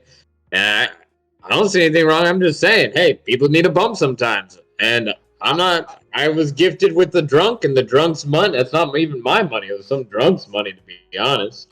How are you still alive? Whose money? It's how much you were giving urchins. I hear both of you. And I promise in the future I'm not going to listen, but I am listening right now. Okay? I promise. Maybe. So, I really think that, yeah, we could. It just depends on our approach. We can go into the sewers and investigate and try and I guess be a little sneaky and see what's down there, or we can just be bravado and ourselves and go out to the major towns and spots. What do y'all think? Well, I heard some stuff about the quarry too. The That quarry sounds might be. interesting. The quarry sounds like it'd be interesting and actually relatively safe to investigate. Or At you least think to it's start. We could look at before the festival starts anyway. Do you not know what those ants can do to you? They're like army ants. There's like one, and then there's another, and there's another. It would take more than just 4 people to handle that, in my opinion. I think we would just be eaten alive. What do you think a mine is? Place where it's underground, there's jewels, gold, maybe treasures, but also dangerous things that can kill you. Yes, but don't you think they usually clear those things out before they send hundreds of gold and workers to go do? It's not the wild lands of Drensis, you know. Not be wildlands, but I mean, if they're fleeing from the caves from thunderous booms, and then there's these reportings of these, and I kind of put 2 to 2 together and say, while there might be something there with that pique our interest, will probably kill us. A compromise. Neither option is correct.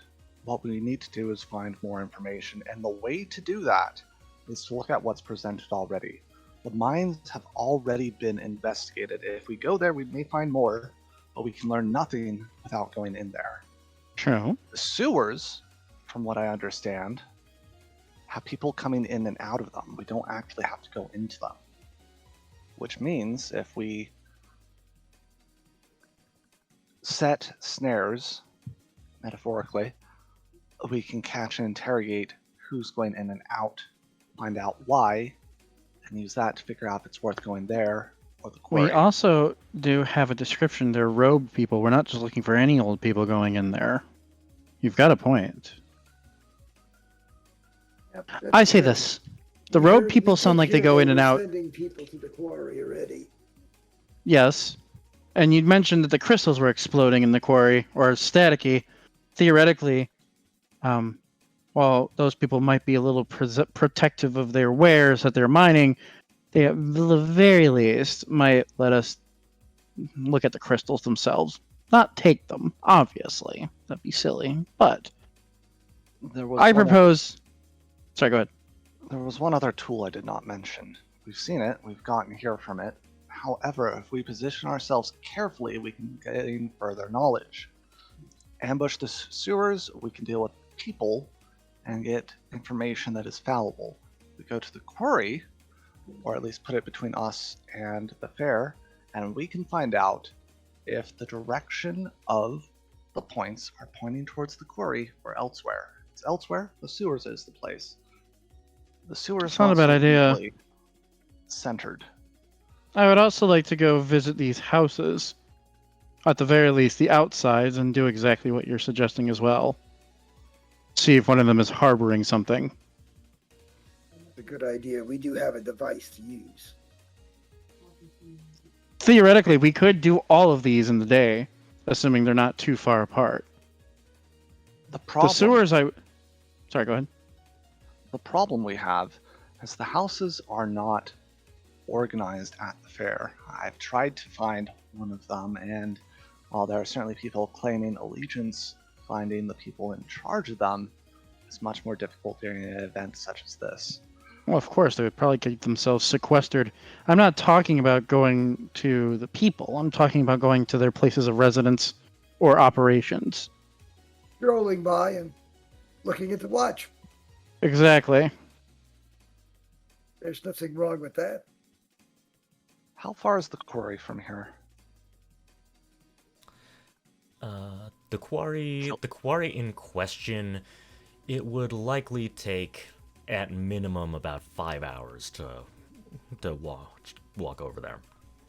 Sounds like something we might want to do for a later time. That's a ways At a out separate and then day. back. Yeah, we could do that tomorrow. When does the festival another itself day's properly work. start, GM? Like today, tomorrow, It's, day after? I mean, it's likely going to be starting. It's probably going to be starting in about a week's time. Okay, so we have Oh. plenty of time to do all this. And we So- got time to walk by yeah. the houses and check this and check that. Yeah. So here's my vote. Secret will suggest that why don't we in the morning today, or today with the rest of the day we have, stroll by the rich district where the houses probably at the very least have their residences or their places of business for their various industries. Take a look at the watch. If not that, then we could potentially stroll by the venues, do the exact same thing, and then when nightfall we can pick a sewer entrance. We can find this Kinku, see where he saw these people coming in and out of, and just stake out that entrance. I like this idea. I really do. One slight edit. I think we might need eyes on the sewer more than just right at nightfall. With the way the information, at least way I interpreted, might be like get there maybe early evening so we can set up a little surveillance. And Oh yes, I didn't mean literally go there after nightfall. Oh, but I mean sorry, that's where sorry. we do Yes. their night. Go ahead. I didn't mean to interrupt. Plan You sounds didn't interrupt. great. We? Hmm? Oh, no. We are above this. That's why we would go to the houses first. I have influence with the House of Cinders. Some of you, and he looks at Stefan and Secret, may have influence with other houses, and we can use their grunts to do the boring work. I don't Work trust them. standing and watching a hole. No, but we can send out feelers. Not all of them will be corrupt. Okay. I see what you're saying. I disagree. I think you might be. Just because we are who we are, Pyre, does not mean we can't get our hands dirty every once in a while, especially given what's on the line. Oh, you're challenging his pride and you're making him feel like it's going to be covered in shit. Yes. Okay, so he looks conflicted, wrinkles his nose in disgust, but relents and says, "There is cunning in your words." There's also potentially misunderstanding. I don't mean we have to go in there. We just have to wait outside. Getting excited about going in there. He said he saw those people come out. We don't have to follow them in. They revised it. They didn't actually see them leaving, just going inside. Oh, And they would also clarify that there's not just one or a couple entrances to the sewers. There's Right. actually many accesses, even inside the city, like through essentially manholes as well. There are okay, so then we many. might actually have to... Alright, scratch that last part. Scratch that last part. I'll just look at Pyre and say, you should... You have it better than I do. Scales are much easier to wash than fur. Oh, do not start. Do not tempt me! I just smile at him. Besides, you already said so yourself. We might deserve respect, as you point out, for being what we are, but at the same time, that also means we have a higher duty to make sure our jobs get done, not leaving them to people who are more fallible than us. Fine. But we must choose. And I think the best option is to split up and cover more ground. Now, hear me out. Those of us who have influence will go to the houses. Those of us who can speak go to the houses. Those of us who feel like their skills are better with their eyes or better in the fair will either continue to gather information here or we'll find out details from that Kenku of where we should go. We reconvene. We have a net spread out of workers, and we go to the prime spot. The Kenku is obviously giving us most time-sensitive information. Something's happening in preparation for the fair that may not be related to the fair, but it's in the fair grounds.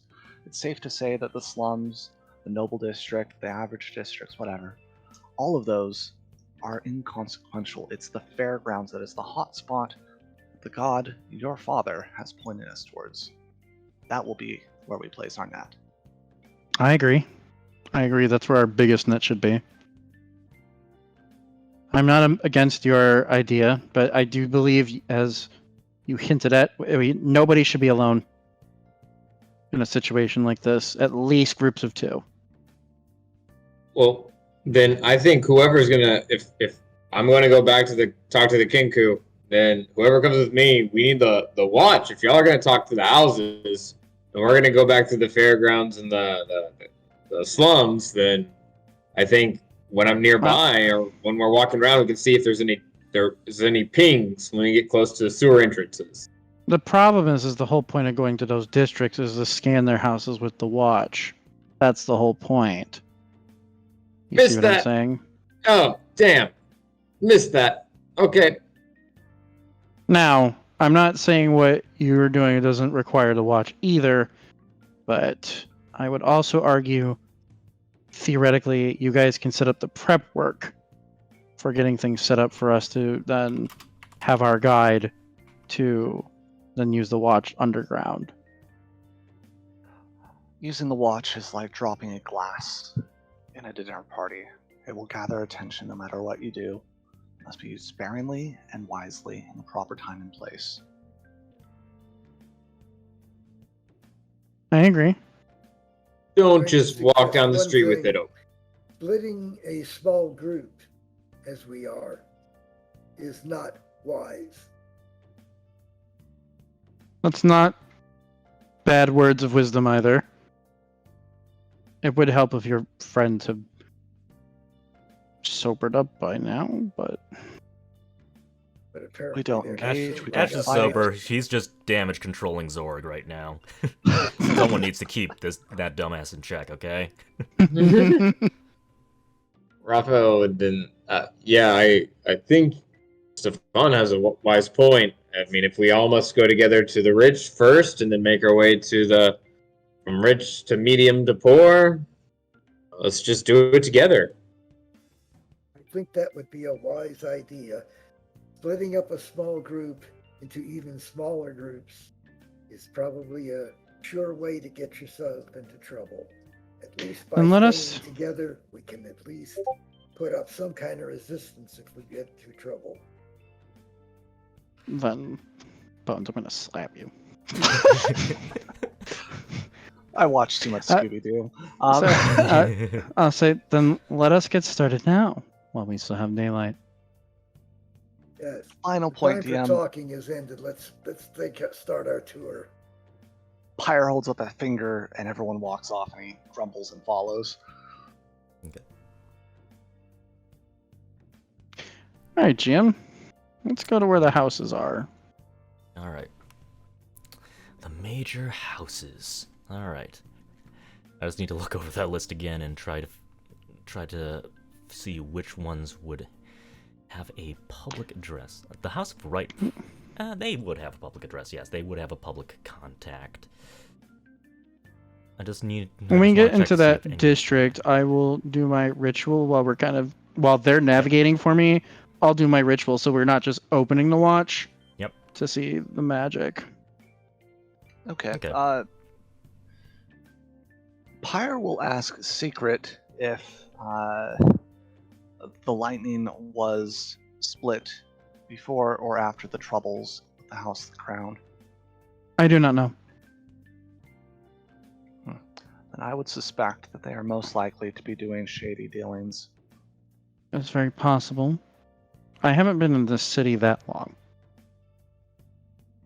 Do you I'm want to- originally from do you want to Drenthis ask around myself. for what that controversy was? Yeah, might as well, at least on the way there, right? Okay. Closer we get to there, the more likely people are to know the answer. Drama. I want to know too. So, so as you get to the 1%er district, like you ask some of the nobles that are just kind of enjoying their day, golfing and doing other stuff like that. They, like, because you're of equal standing, basically being demigods, they also they also treat you with equal respect, as long as you also show them respect. But Right. Yes. But Of course. So what happened was there was a big dispute on basically human rights, and the House of Crown wanted to get a professional judge, basically a cleric from Matilda, in to help like proceed over the trials, like one of the major magistrates. Mm-hmm. And essentially there were just wide accusation, like although like they used circles of truth everywhere, used all sorts of magics to help keep people truthful, there were whispers of foul play. There was whispers that, hey, this magistrate didn't actually cast the zone of truth. No, these people were lying. They were all paid or bought out. There was accusations that there was corruption in the system, and this all just devolved into a big witch hunt. The magistrate is publicly executed, and Veer has not been on good terms with Zeramont and the House of Crown, who worships Matilda, who is the emperor in Zeramont. They're also not on good terms with most of them, with the exception of the ruling house. Wait a minute. So they executed a magistrate from the Church of Matilda? Yes. There was a big witch hunt, basically. Holy balls. Which house did this specifically? Which house orchestrated this specifically? I wouldn't say that it would be pegged to... Actually...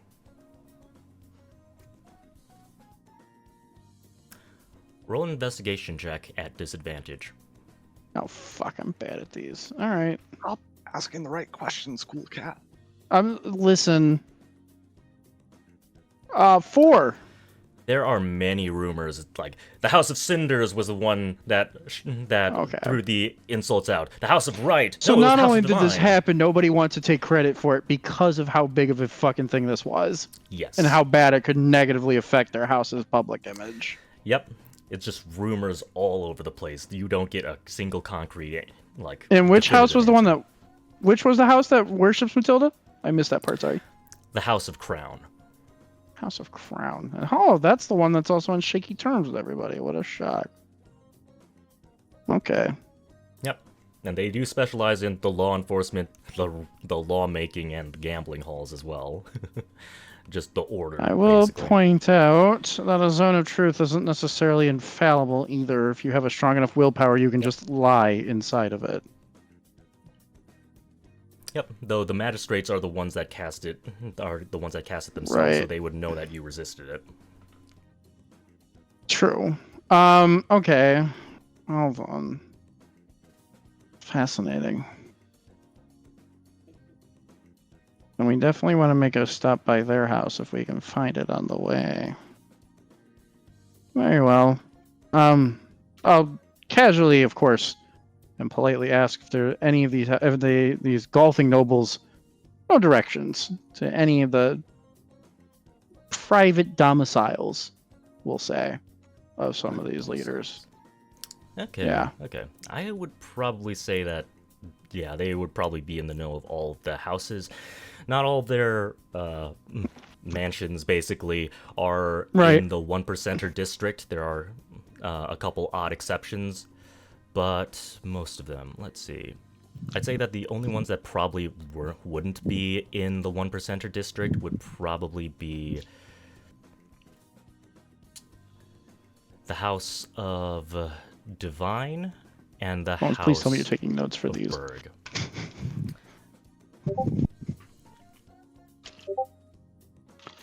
So everything except the House of Divine and the House of Berg. Okay. Alright. I think we can use this information to continue our little search. And I will once my ritual is done, the spell itself lasts for 10 minutes. 10 minutes. So I will save finishing the ritual for when we are closer, if that's something I can do. I've never actually done that with a GM before, but like, So I this question had come up in previous games before, whether you can hold onto a ritual cast, and the sage advice was no. That automatically fires off. okay, then I'll just start the ritual when we get closer to when they give me where they told me. Now they gave me directions to some of these places anyways. I know when to start and stop anyways. So Okay. Yeah, you do get some odd comments like, wow, that guy must be really devoted to praying, because they basically see you chanting this magic spell. It probably looks like chanting to them. Mhm. Like, praying to them. I'm a priest, I can do that. Yeah. It's like, wow. I'm blessing he- things. Shut up. It's like, If they bug me about it, I'm blessing shit. That's my that's my story. alright. Let's see. Alright. So, just to be clear, you're gonna do this on every single house that's in this district. Oh, every Yeah, single I mean major, it's better than major opening the district, watch. Yeah. Better to be a Okay. priest, rather being seen as a priest doing my chants and daily prayers while I'm walking than opening the magic fuck off watch that apparently shoots rainbows at people's houses. Yeah. Okay. Just bear That's in how mind, I feel. Just bear in mind there's also a degree of luck, because if this is on a person and that person is not at the mansion at the time, Oh, I'm then that aware. could throw it off. I am Yeah. aware. I am aware that this is completely circumstantial by luck. It's the best I've got. Okay. So, unless anyone else has anything else to do, we're gonna just fast forward through each of the houses. Snort flame at the people who blame my house for. Any discredit towards my house is met with ire, but I restrain myself with fire. Okay.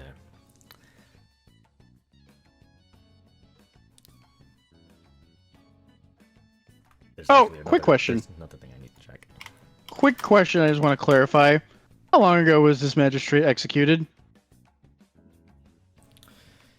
He was executed about half a year ago. Oh, holy shit. This is still recent. This isn't like a thing that happened. Oh my god. Okay. Good to know.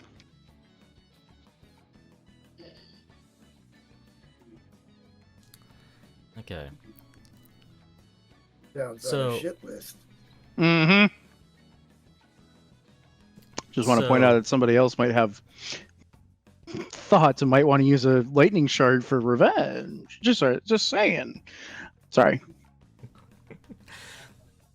So you do notice it seems like it's so the unfortunate thing about this watch is that it's not you do notice that as you get closer to the supposed point, it looks like the beams are kind of spreading out. Okay. So there's only But- certain to a point. Yeah, but as you get close to the House of Steel's mansion, like it does spread out to a very significant degree. Okay. House of Steel, huh? Okay. That's the one that's running the fight tournament, right? Yep. Yes, the grand finale. We must, I guess, fight in it eventually. Okay. I think I'm gonna stop I'm gonna after that I'm gonna hold a hand up, like to kind of stop everybody and stop walking and look over at that house. I'm gonna say, interesting. The watch points to that house. I believe that's Steele's mansion. Yep. Matriarch Vanessa Steele. Well, does anybody want to be bold and confront them directly? I'm willing to. Did you not see what just happened last night? No. None of you know subtlety. Good gosh, dang it. Okay. We can do it if you want. I am a seer at the Church of Sarkova. If there's something happens to me, it's not just any local house they have to worry about. They will draw the church's ire, potentially my father's. I am not worried. Plus, I'd like to see them try. It's been a while since somebody's tried me.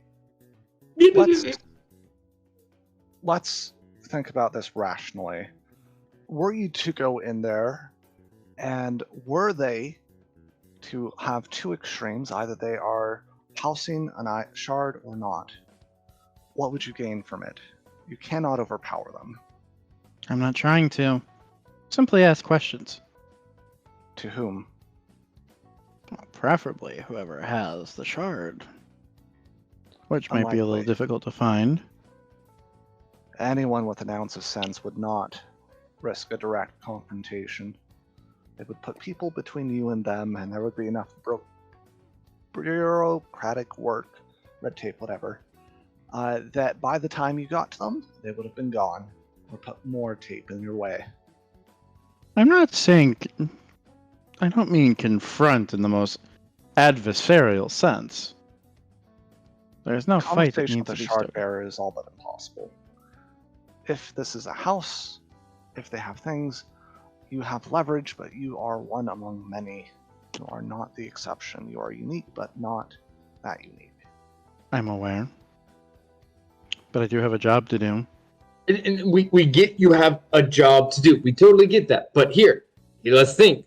We have information. We have information now. That's what we came for.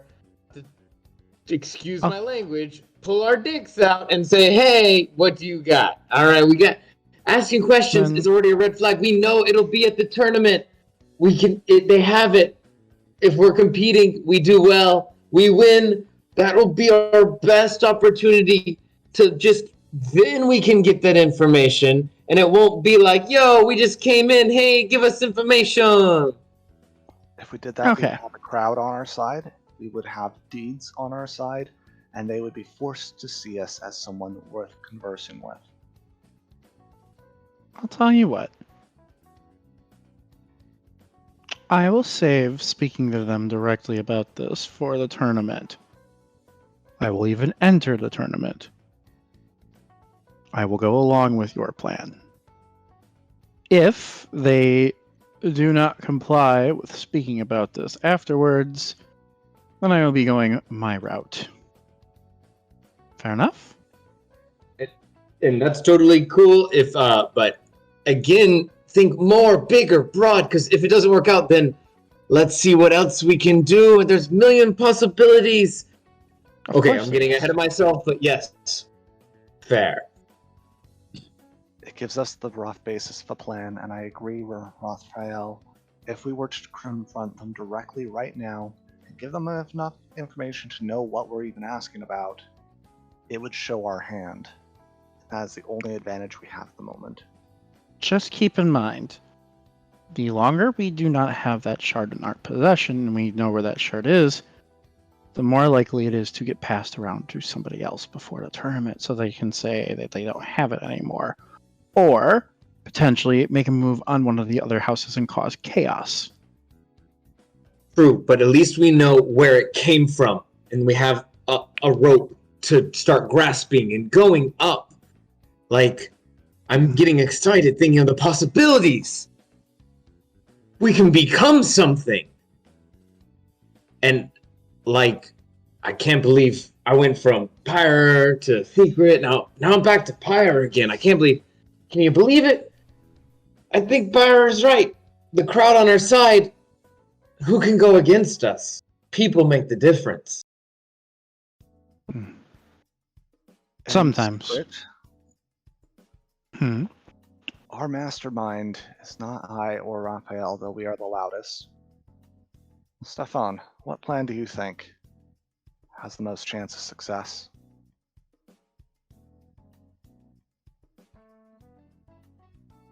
I think we have knowledge. Knowledge we can use if we expose our hand too soon. That knowledge will disappear before we know it. We can't make a move on a major house with 4 of us. We would probably never get past the security guards they have. if we tried to accuse somebody of anything. I think the idea that they might show their hand at the festival is a good one. In the meantime, we should check out other things that might be of import. I'm starting to think we should check out if that quarry is related to one of their industries. And we could find out. That would be a good thing to check on. It might be. But I'd like the to rumors of army ants are just rumors. Okay. Spread I to will. keep people I will away. confirm. I will confirm that you have done a cursory glance on what these guys specialize in, and the House of Steel does specialize in the mining operations. So potentially, those quarries might be steel quarries. Yes. It's more likely than not. It's what it sounds like. So if we can figure out which quarries are pulling out these weird ass crystals, we can find out if suspicion there. Okay.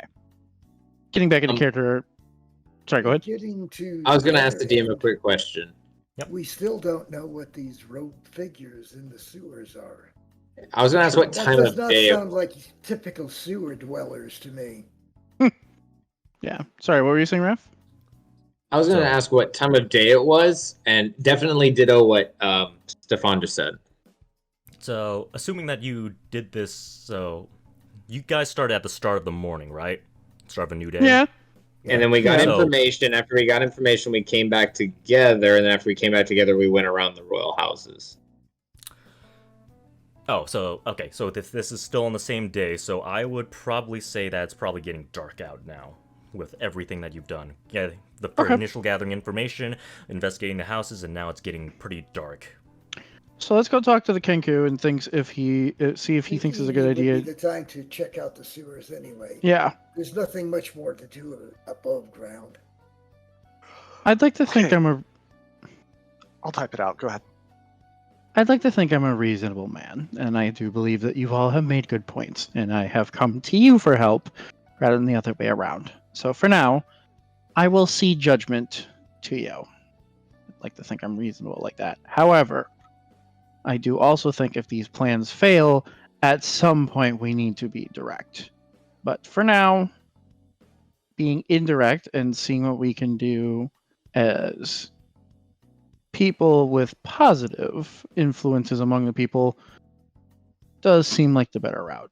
So Tomorrow, let's go talk to this little Kenku contact of Raf's. tomorrow we can check out the quarry because it's a half a day to walk out there. Yes, I agree.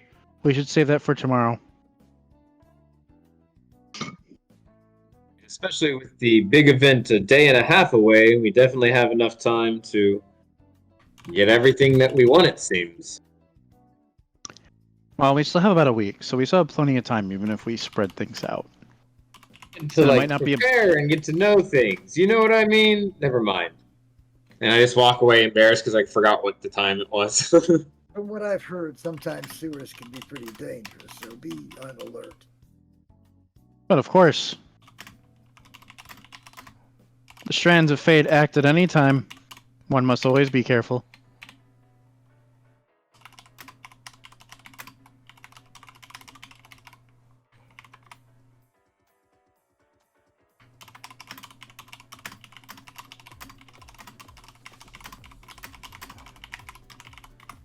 Hold on.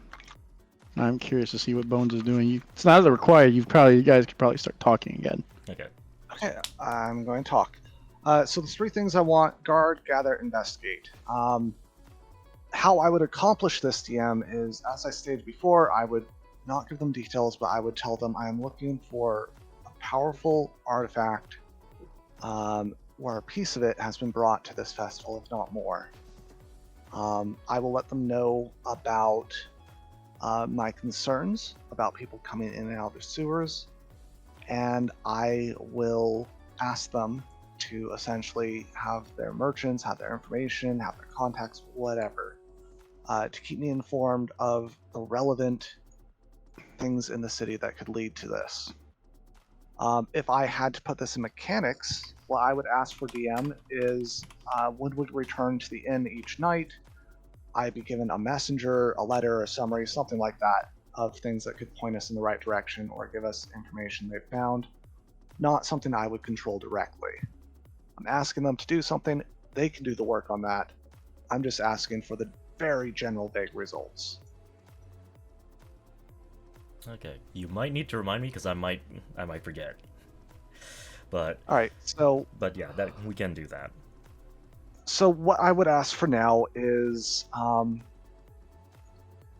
essentially just investigation. Yep, essentially. Sewers would be great, but they're low on guards right now, so I'll mention that, but I won't tell them to do it. But for the investigation, I will simply say, have your merchants, have the people who are aware of these magical ongoings, because we are the experts of magical artifacts. Keep an eye out for this specifically. Keep an eye out for rumors. Keep an eye out for high key players. And just let me know what they find. So investigation is the main thing.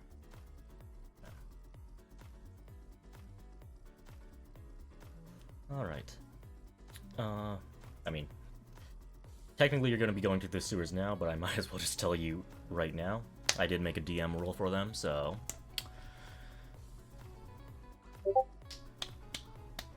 Hold on. Let me just see how... Let me just think about how much they would actually know. Okay.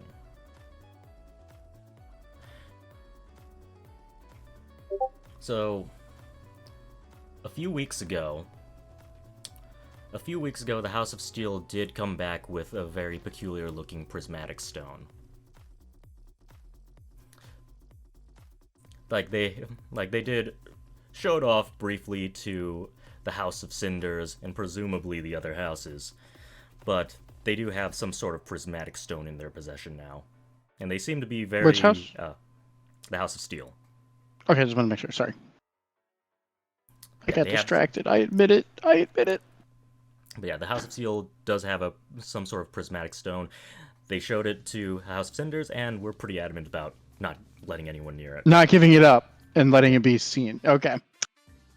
Yeah, well, if that isn't fucking suspicious as all fuck, I don't know what is.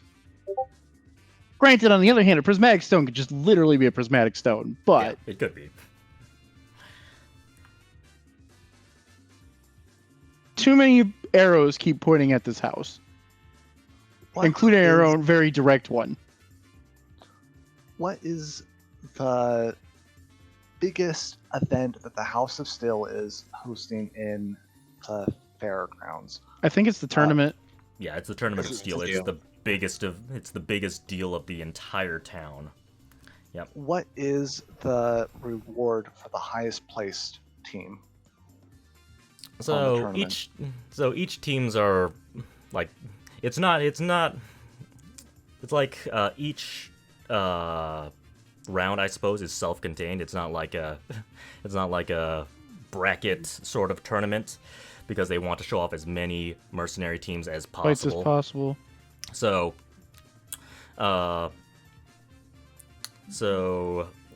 the highest prize for the most veteran team, which you guys are unfortunately not going to be, is typically a very rare magic item of some sort, just to kind of flaunt their wealth.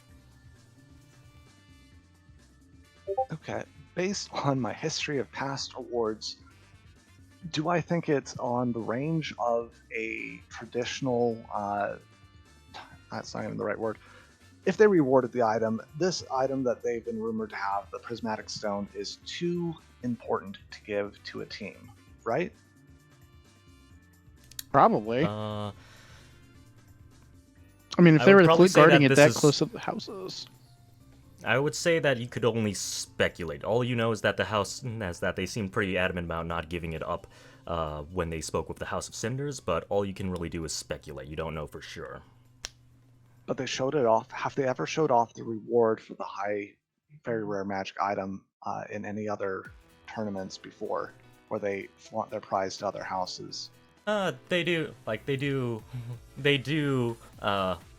Maybe not show off, but they do mention like, oh hey, we've got a cape that surrounds you in magical fire, or hey, we've got a boot that allows you to walk on air. Like they probably mention stuff like this to the other houses, so it wouldn't be unusual. Okay. That's good to know. So, Pyre, on our way to the sewers, will mention these things, and he will say, our next course of action is making sure that the item does not change hands. To do that, let's investigate what the highest prize is for the team fight in the tournament, because that's most likely to have the biggest reward. It is generally public knowledge. They have to tempt the fighters with something. Yep. Hey Bones, I'm gonna correct your notes really quick. It's not team versus team. It's team versus team versus team. He said there were three like a teams fighting at free-for-all. the same time in each. Yeah, Yeah. 3 teams fighting at a time in each fight. Four four? in total, you plus the 3 other teams. Okay, so sorry, 4 teams. 4 teams in a free for all. And that's where we have to be smartest. We need to prepare for that and train for that. And whatever we do next, we got to go big, because it seems like your father looking over at Secret and your father looking at Pyre would be really disappointed if we weren't our best. And I never thought it. And I'm just going to go ahead and say it. I think I might be fulfilling my life's purpose. This is nuts. I will say, if you want to take advantage of some of the best things I can do, whoever your 2 best fighters are, you let me know. And those 2 need to be within 30 feet of each other at all times. I promise it'll make sense during when it happens, if you ever do have to fight. They're hungover and at the end. Good to know. Doesn't necessarily have to be their 2 strongest people. Whoever has the best aim also benefits. I can pull the strings of fate. I can pull the strings of fate a little bit. That's partially one of my gifts from my father. But I need those people to be close to each other. If I'm not pulling fate and I'm allowing other people to pull the strings of fate for their own benefit, they need to be close to each other. Not even necessarily me. Just use it on you and me. I mean, all of us are good. Just use it on you and me. All of us could possibly use what you're saying. I am not a frontline warrior, my friend. Out of character. With the hits Ironically, I my rolled, own I talents would be still wasted upon myself. can't. Ooh, okay. I promise it'll make sense. And Cough, cough, look at my subclass. Cough, cough. what is your subclass? Sorry, how do I look at it? I am a, not that it's come up yet. Technically, mechanically, I am a peace domain cleric. My ability, if you haven't seen it out yet, basically I make other people more accurate. That is my main gimmick. As long as the people I make accurate stay within 30 feet of each other, they are able to maintain the bonus. But if they step outside of that, then it gets wasted.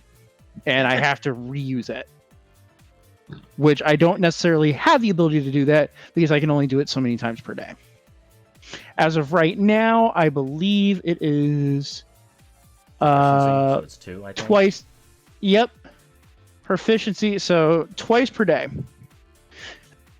But it also scales really well because that also means as we level up, I get more uses of it. And I also can use it on more people at a time at the same time as well. It double scales. That's awesome. So yeah, combine that with Bless, and you guys will be never missing if you're buffed. So we're all having that conversation on the way to the sewers. Probably when Right. we get closest and closer to the Kinku, Raphael would definitely be looking for any of those street children he gave gold before to see if maybe any of them have gotten anything different. But knowing how much information we've got so far, we just kind of skip that and just imagine he'd be getting some of the same information.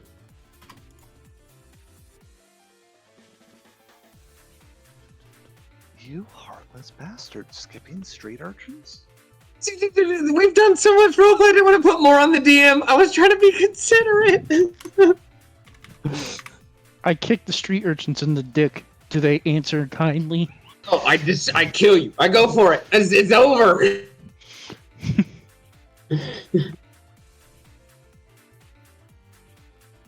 Sorry, was there a question directed at me? I was. No, I was just saying we could skip. Like, I was wondering if I would have seen any of the other street children that I gave gold to before, but saying we could skip the role play and just say like, yeah, I probably saw them and just like waved at them or whatever, and didn't get any new information to save the You time. see them lying in the sewers and the gutters with knives in their backs. Somebody just robbed them.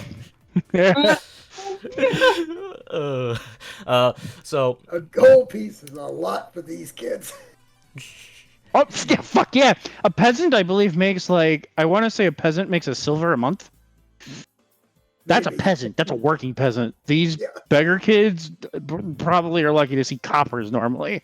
That's why it's so Real worried when you life. fucking hand out gold to these random ass people, because in D&D, a gold is a lot. unfortunately, not in this world. You This is a high people, I gold didn't world. know. I mean, I guess that's true. In your world, it probably is a little bit more. I think you remember you mentioning that. But listen, I have instincts from old games, and sometimes they're hard to kick. Money is one of them. Okay. Shinzi, leave me alone. Maybe we can see a little bit of that gold after this game. Yeah, maybe. So I think what he's looking for isn't necessarily information unless something relevant comes up, but rather confirmation. Are they alive? Are they loyal? Yeah, they're currently alive. They don't give you any new information, but they do mention that.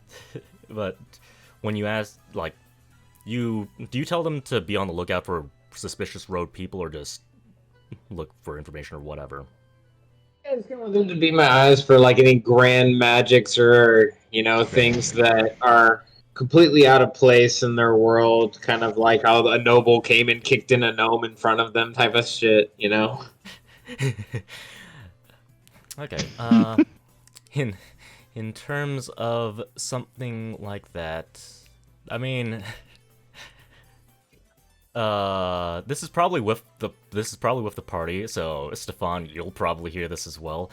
But some strange Air Genasi girl with a notebook and a little parrot has been walking around and has been asking very, very unusual questions about like some weird markings in the sewers, as well as asking if anyone's seen some like hooded figures recently in the slums.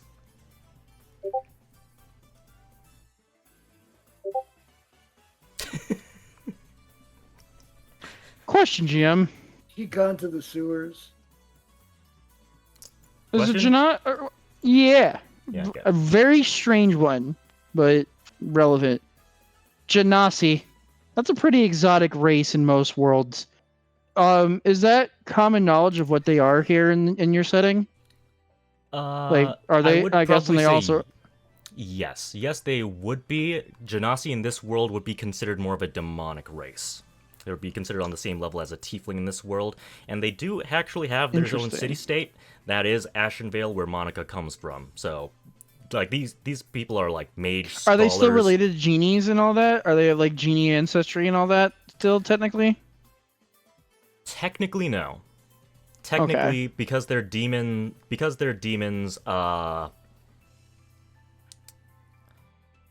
They're basically like living humanoids that basically got corrupted by magic. Gotcha. Their demonic race. So they're is not literally their corrupted. ancestors, even whether they're fiendish or genie like, they're not wish granting. Okay. No. That's why I asked that question, because I'm just sitting there like, wow, Genasi.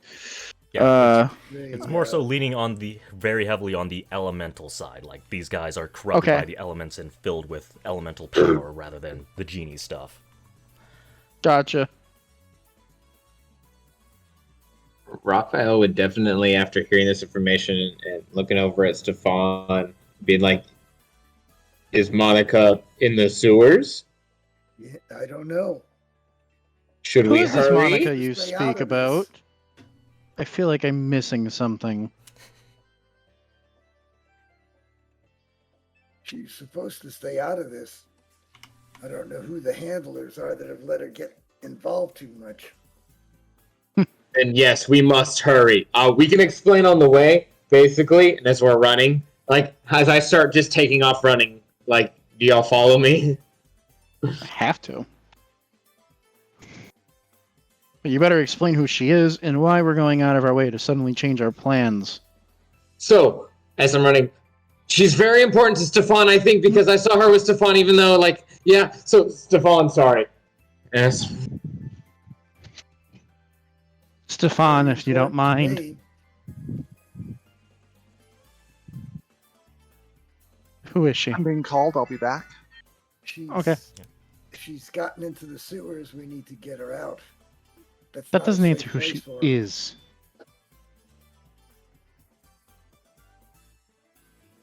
Is this your daughter? Is this your sister? Is this a friend? Her mother is a friend of mine, and I Okay. watch over her. That's all I need to hear. Anything else is not important. But yeah, I Sure, will dude, keep going. I mean, there could be a lot. I want to hear more about Monica as we're running, like, as fast as we can to the sewers now. Like, screw the plan.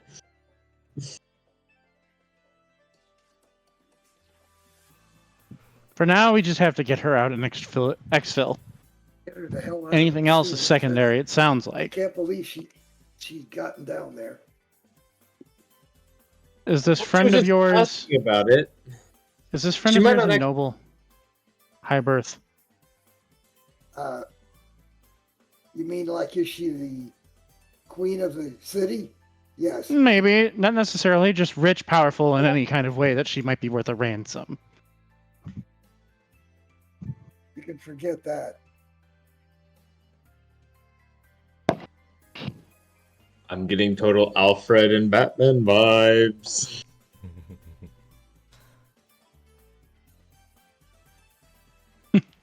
Now you can see why I'm trying to figure it out. All right. So what is the plan? What is your plan? Are you just So- going to dive right into the sewers, or Since I think it's cautious be damned, Raphael, and I'm sorry I'm bad at role playing, so I'm gonna kind of metagame this. Sorry, guys. Would try and convince the group a little bit about whipping the compass out or the watch out. Anytime we hit a sewer entrance to see if this is like one we should go in, or just fuck it, we're going in close to the Kinku, or going to the Kinku first, throwing all that out there to the group. He said he was a guide. If anything, we might get lost after we find her. Having a guide would still be We might beneficial to use us. him to help find her. Kamos. Yes, Sorry. You make a great point. Kamos, Both huh? of you. Oh my goodness. Yes, sorry. We're still getting to know each other. It's so hard. Oh my god. Yes, we'll go. Yes, Kinku. Gotcha.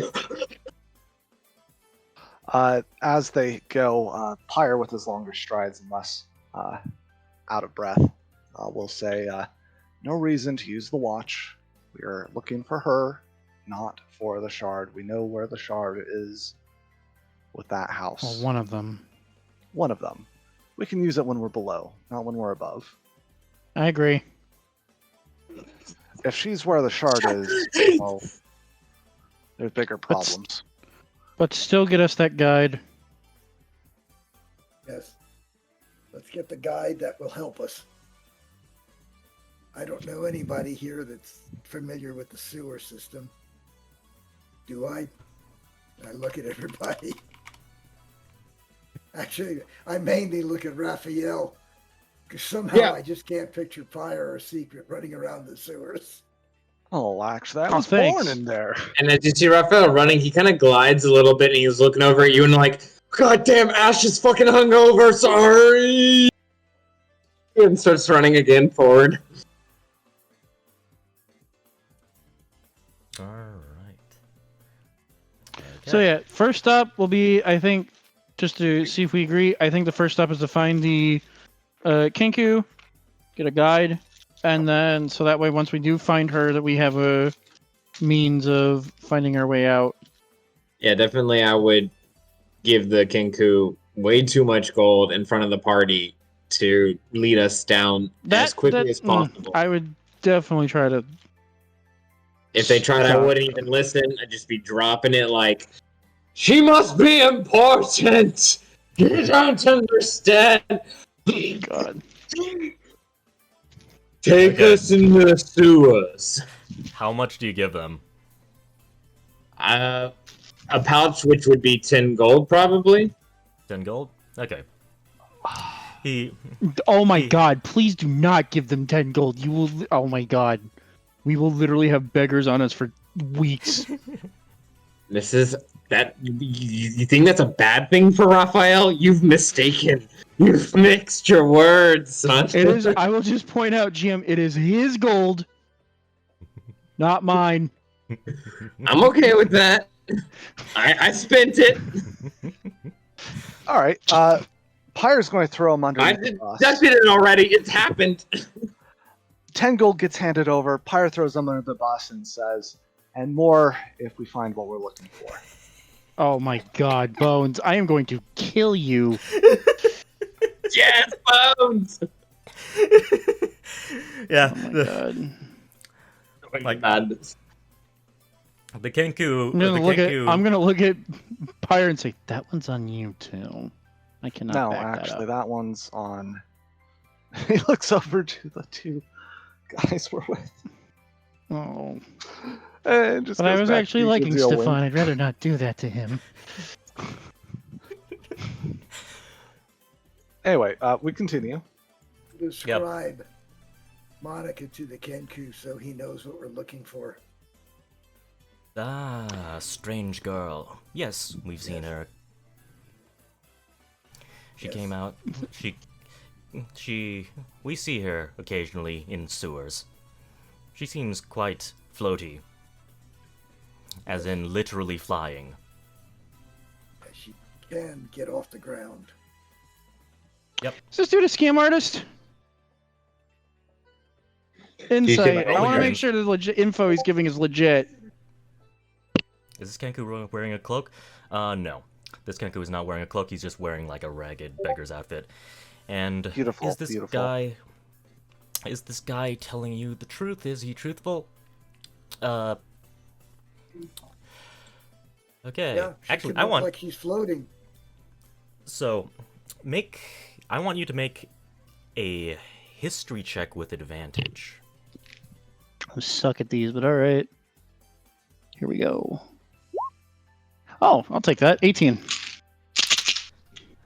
These Kenku come from Ravenwood, which is right near your tribe's village. And Right. in Ravenwood, although they were created by the god of many faces, the god of deception, these Kenku are extremely honest to a fault. Like they are very trusting, and these people clearly come from Ravenwood. Okay. Do I know what their typical language would be? Like, is it Elvish? Do they typically speak Elvish in that area?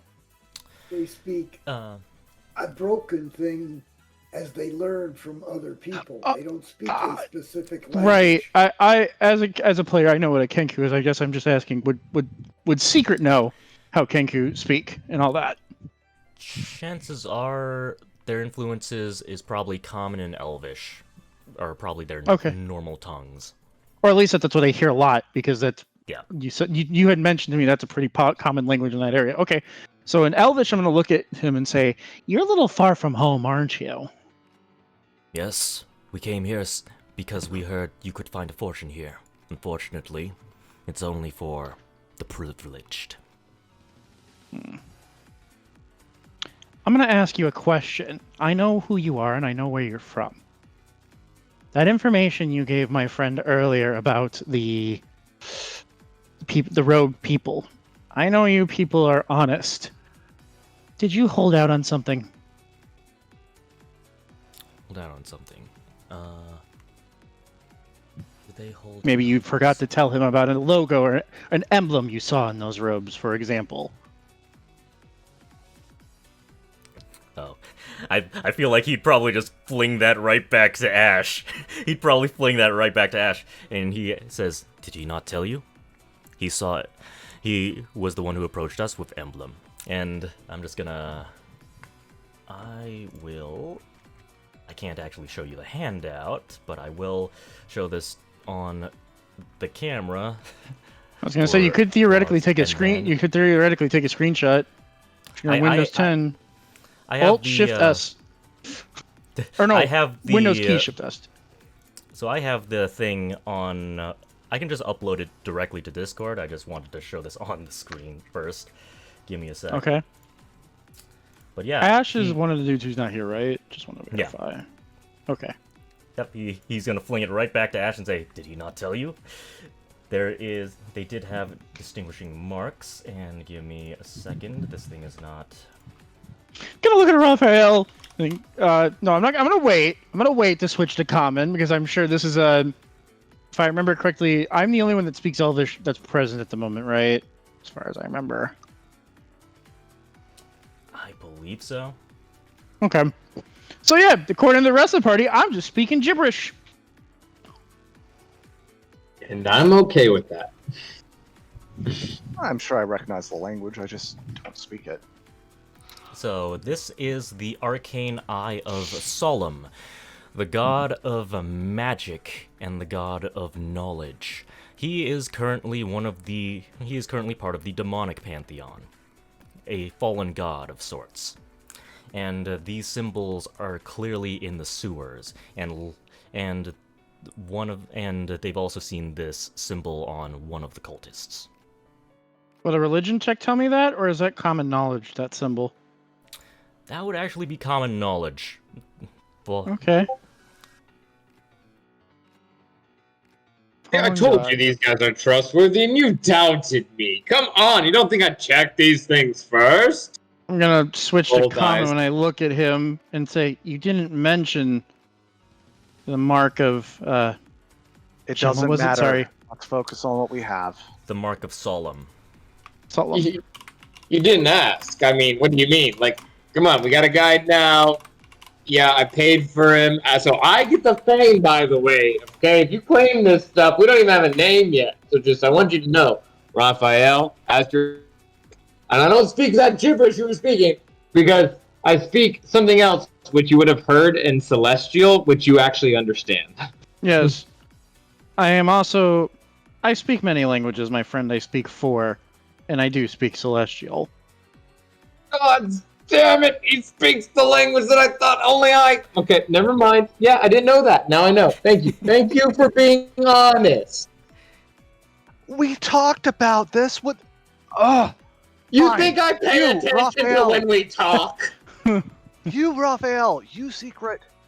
I am related from innovation. We will not look in the past. We will look forward. Stop assigning blame. Exactly. I agree with whoever just... I'm gonna look over the Kenku while they're arguing and say, "What is your name, friend?" In common, I'll ask that. Just a second. I hope his name is like Bird. I've never had a party banter this much before. It's typically just one big person. Hey, this is good for you when you think about it. It gives this- you more time. Yeah, this is good. I'm loving this. Like, I've Bones never and had I'm people gonna tell you engage right like now, this so strongly. Bones and I are the banter kings. We will annoy the shit out of you. Raphael will dethrone us. You've seen him Yes. talk. Excuse me, I don't know what you're I'm not talking mad. about. Listen, I as am a role excited. player, I'm not mad. I hate joining games where like nobody else role plays and you just sit there awkwardly in your seat, like, well. But yeah, I'll ask him what his name is. Like Kenku. Genku. I believe their naming scheme wouldn't be too far off from your tribes. I think they would Probably not. Be, like probably Tabaxi typically are named after like aspects of their birth, whether it's like a prophecy or something that actually happened. So he gives you the name, but the first thing you what you hear is not actually a word. Right. What you hear is and what you Like a hear is sound? basically like, yeah, it's a sound. It's a sound of metal, like a sword coming out of the sheath, like metal grinding against metal. And he I says, gotcha. "Shing, my name is Shing." Gotcha. Shing, will you please lead the way to this girl as fast as possible? I'm not It is sure of if the she's utmost down. importance we find her. I'm not sure if she's down here today, but I will at least lead you to where I last remember seeing her. And also to one of those marks, if it's on the way. Very well. All right. Talk. Let's get down there. So, All right. talking even more, DM out of character, but in my character's mind where it's safe. What is his people's view on Kenku? I would say roll a history check at disadvantage because they are very closed off. Very closed off, roughly unheard of. Got it. Yeah, it's like it's an oddity even seeing them here in Veer. So it's It is. That's why I unlikely- asked. Like, I Yeah, know where you're it's- from. Why are you here? It took a Yeah. 25 roll to get there, guys. I promise you. You know what I'm talking. I'm just kidding. That's not again. I got an 11. So I would probably say that you've probably heard of a Kenku. This is probably your first time ever seeing them. But from what you hear from Ravenwood is that they're honest people. That's it, really. Okay, nothing about their innovation, nothing about their intelligence. Nope. Okay, let's not keep really. going.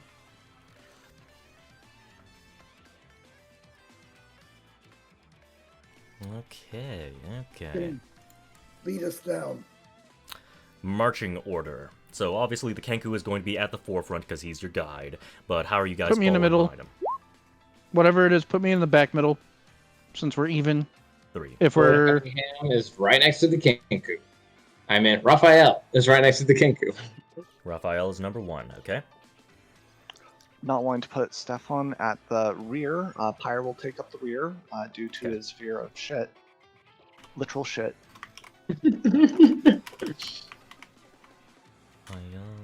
Raphael. Oh, yeah. is We'll diff- stay near this. Secret, you missed my secret identity is Lord Cunningham, and I used it to get the gnome away from the guards, I think. Oh, last time. you're of the Charlatan background. Yes. Interesting. You're a rogue, right? No. Oh no, Bard. that's Lizard Man. I'm thinking of Lizard Man. Sorry. I'm the bard until I talk way too much in the wrong ways. It's kind of a little bit of the trope. So if I get annoying, just let me know and I can tone it back. I don't mind. I think Bones will tell you I'm pretty fucking calm about this kind of thing. I like it. I like it. If you feel like you're getting annoying, I would rather summary rather than stuttering. But I don't see an issue. Yeah. I personally Well, like it. It gives me more to engage with. What I'm saying is Personally. choose your battles. When it feels like it's impactful, stutter all you want, ramble all you want. If you feel like you've done it like 5 times in a conversation and you're not liking it, just say that, I dissolve into just rambling. Sounds good. What's all right? I'm good. I'm ready. Okay. I'm going... Even though the Kenku is technically leading, Raphael, I want you to roll a 1d20 for me, please. Loving it. Let's go. Natural 1, 2. So close. It's 2. It's 2. Okay. So, as you guys are marching, each of you can decide to do something, whether it's look for signs, look for markings, investigate your surroundings, do all sorts of stuff. What do each 4 of you do? So you can feel free to either just type it out in chat, or one of you can just say it, and I'll resolve it. I'm looking. I'll just go be blunt. I'm looking for signs, whether hidden or blatant signs of the Mark of Solemn. Sorry. Okay. You're gonna look Not for just like marks, but also like things that might be subtle. Like this clearly looks like a ritual was done here, and they tried to cover it up. That kind of thing. Also, I'll mark that as I'm a hoping for a perception check. perception. Thank God. Thank you. Thank you. Okay. Answering the question of I didn't how mean to dark ro- it is. So how dark is it down here? So it was getting dark when you got down here, so it's probably almost pitch dark. There is still a little bit of light, and there are sewer grates that lead to the surface, so you do have small pockets of light down here, but it's definitely going to be pitch black, or very close to pitch black soon. Are the gases explosive? No, methane and shit are not the only things that come down here. You also smell like stale wine, as well as other wastewater down here. All right, so it's at least ventilated. Got it.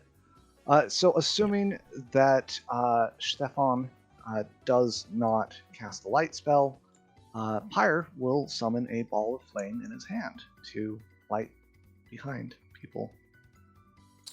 Okay. What's that again? You'll probably need to cast print the the spell. spell.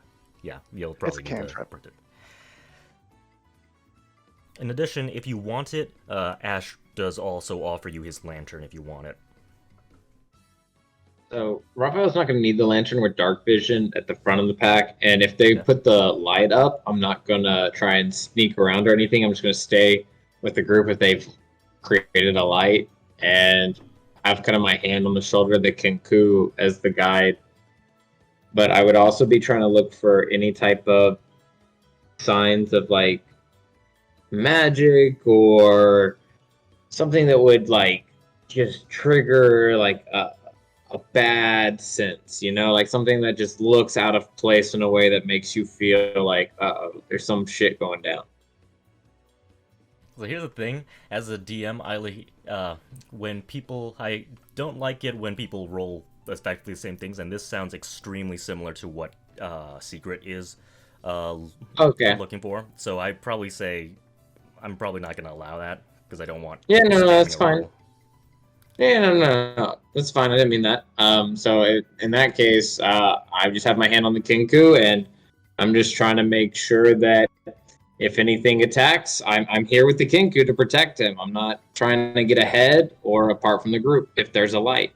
If you want, you could ready an attack if you want. I would definitely have my boomerang, Okay. my hand behind my back, which is unusual, around my boomerang, and the hand on the shoulder of the Kenku, just waiting for anything that happens. So yeah, I guess I would be readying an attack with the boomerang. Okay. Alright. Since you got Firebolt instead of Produce Flame, do you want that lantern? No, I can see in the dark. Guess Stefan fine. will have to find his own solutions. Stefan pulls his shield off his back. Okay. Carries it in one hand. And he will be looking, trying to see if he finds any traces of a garment or tracks that might lead him to Monica. He's just going to keep an eye out for that. Probably isn't going to see anything, but you never know. Okay. Tracking is not my forte. Yeah, I'd probably say survival or perception. I'll let you roll either. But anyway, I need to resolve secrets. It really doesn't matter. Oh, shit. After I say that, I roll a 20.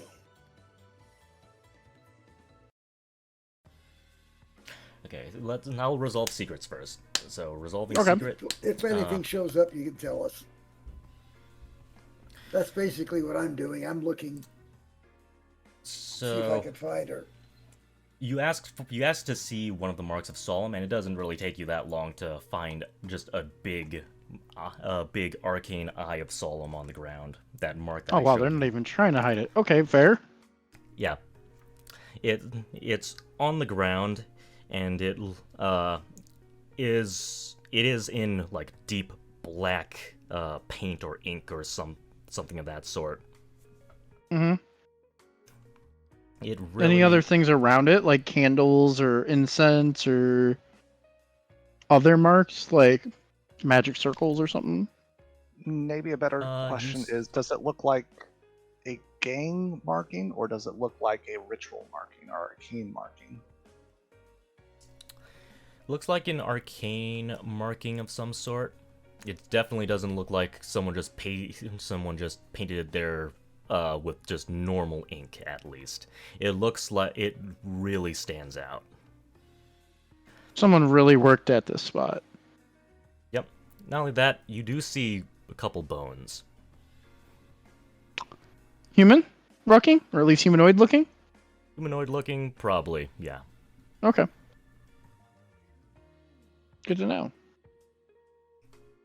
All right.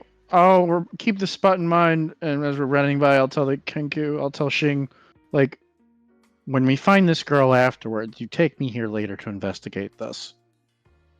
Okay. So do you want to bypass this, or are you going to go through it?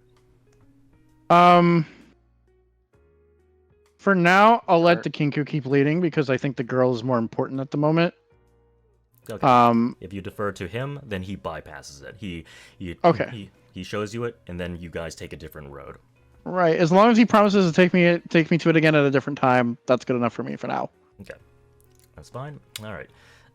Stefan, looking for signs of Monica.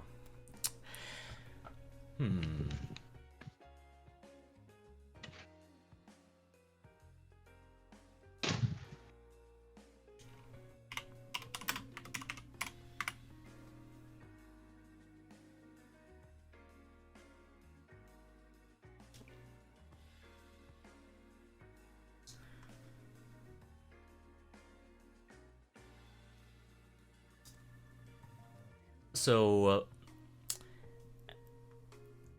as the Kenku bypasses, you do notice one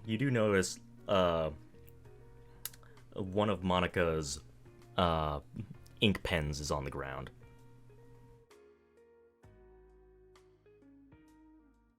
And it looks pristinely new. It looks like it was probably dropped here recently. Doesn't look like it's been used on this symbol or anything, does it? No, but it still has pretty much a full ink well inside of it, basically. I'll pick that up.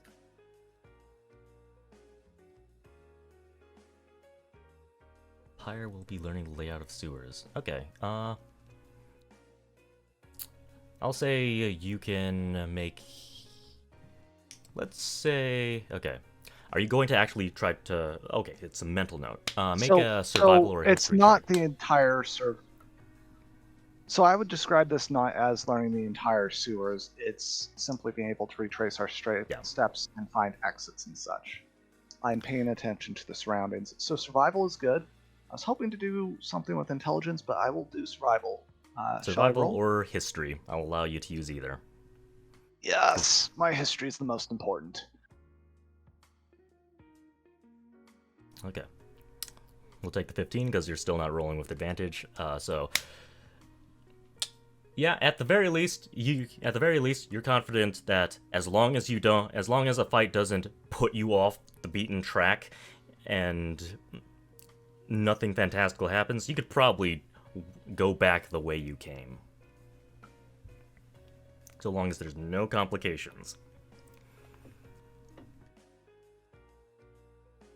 Would Stefan relay to the group what he found with the pin, or would he just keep that to himself? Tell the Kenku what I found, so that he knows. Stefan, I can barely hear you now. Oh, sorry, I was sitting too far back. I would probably let the Kenku know, and you probably would overhear me telling him that this was her pen, and she's probably dropped it or it knocked loose or something. So we're on the right track. She drops pens all the time. This is probably the 5th one we found. If she headed this way, then I think I know where she went. Follow. Okay. Let's see. I'm gonna make one roll.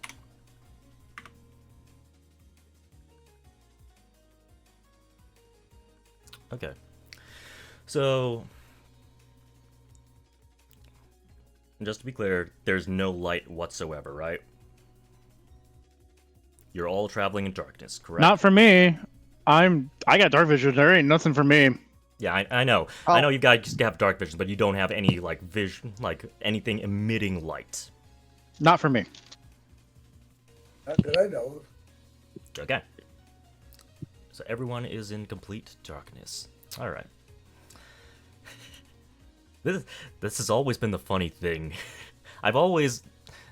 There's so many races that have dark vision that I just think, what's the point of even having darkness if so many people have Yeah, it? there. It's like the only thing that matters is magical darkness at this Yeah. point, just because Yeah. of like, all It's right, like- yeah, you have dark vision, but do you have devil sight? It's like Color. you can't even set up Color's like a different. night ambush at all. True, yeah. people. Color is a difference, true, but you know, Yeah. because you can't see in color and with your dark vision according to 5e, which I think is stupid because I think real animals can, but I don't know for sure. But there's always the, what do you call it? Gloomstalker. Yes, Gloomstalker really fucking loves its darkness. You're not Oh, wrong. man. Gloomstalker Goblin. It's underrated. I promise you. It's- It's worth it. Man. It's not underrated. It's fine. I play it. Yeah, no, it's 100%. So, You if want to no play one would have something cast that's it, way out of sight? Play a Gloomstalker Revenant. oh my goodness. It's not Revenants. What is it? The semi vampire. Yeah, no, Vampire. Vampire. Yeah, They're Yeah. I would call walking them on the walls dehampires, and but you're I think they're invisible. called dampiers or something. Yeah. I you would call walk them on the walls dehampires and because of you're how it's invisible. spelled. Hmm. That's ridiculous. So, So I would say that Pyre is keeping a very passive, very non-active eye out for Stefan. If he seems to be going directly towards an edge or the swamp or the sewage that he could plunge into, he'll try to intervene, but the majority of his focus is just like, oh, we came this direction, so he could be easily failable there. well, here's the thing about Raphael is I thought there was some kind of light, and that's why I was sticking with the group. Otherwise, I would try to snuck off on my own and like follow the group in a weird way, not to be weird. But if there's no light and we're all together, I could do light, but I don't know if that's too Light- late to do that. I think it's too late for that. Yeah, okay, just wondering. Okay, so yeah, we're just continuing. I'm just still doing what I was doing. Hold on to the Kinku, got my boomerang, ready to go. Okay, so you guys do hear the sound of something being written. It What? seems to be coming. You hear the sounds of something being written. You don't know on what, but it sounds like someone's writing something, whether it's like with a pen on the sewer floor or in a notebook. It sounds like something's being written. And it sounds like it's coming past a corner of an intersection you're walking up to. If that's the case, then I'm gonna cast a cantrip, if that's okay. And it's minor illusion, and I know it's dark, so I'm gonna make a sound actually. Okay. And it's gonna sound like two people talking around the other corner. Around the other corner. Okay, so, well, you're here. So you are. I think you're on the. So, you guys are headed this way, and you're in an intersection like so. So when you say the other corner, are you saying you're gonna cast it back the way you came? 'Cause No. The I'll sound sounds cast like it's it. coming over here. Yeah, it'd come from the opposite direction of where we were hearing whatever we Okay. were hearing. So Alright. that way we can see, those with dark vision could see if anyone passes by to go deal with the whispering as I hold my arms out real quick and hold the Kinku with my other arm. As if to say, hey guys, stop for a second without saying anything. And then you hear people whispering across the way from the writing. Okay. You hear the writing stop. You hear the writing stop, and you don't hear any footsteps. He doesn't have the 10 gold GP. You can't just backstab and take the money because he handed it off to his family, basically. But anyway, You don't hear any footsteps, and then you just see some robed figure just kind of floating over the intersection in the sewage,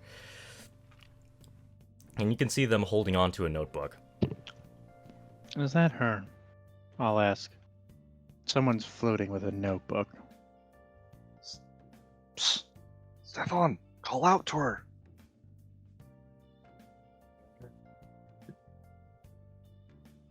If Stefan's not calling out, then Raphael would definitely start rushing over, even though that's probably not a good thing to do. I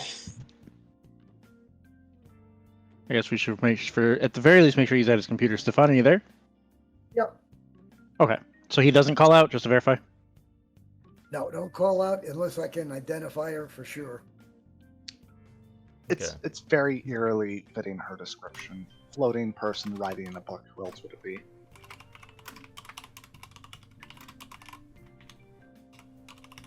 I'll do it if you want. She won't recognize my voice. Genasi!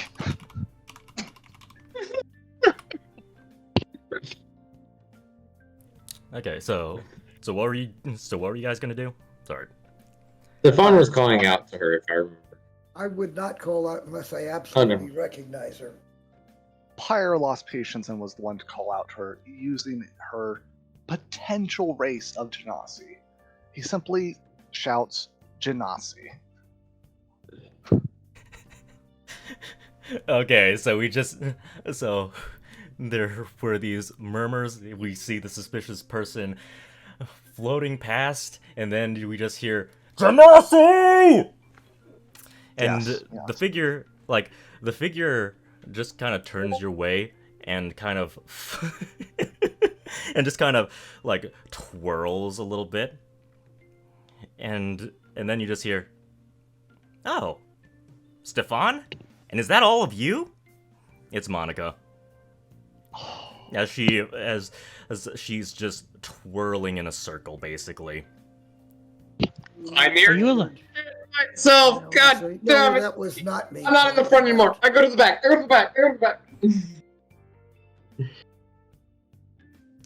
Sorry, are what were you you saying, doing down here in the sewers? As you get closer to her, she looks like she's dressed up like a cultist, and she says, "I'm a cultist now!" As she's continually spinning. How old does she She's look? not a cultist. How old is she? She looks like she's No, how old barely does she look, I 18. should say. Okay.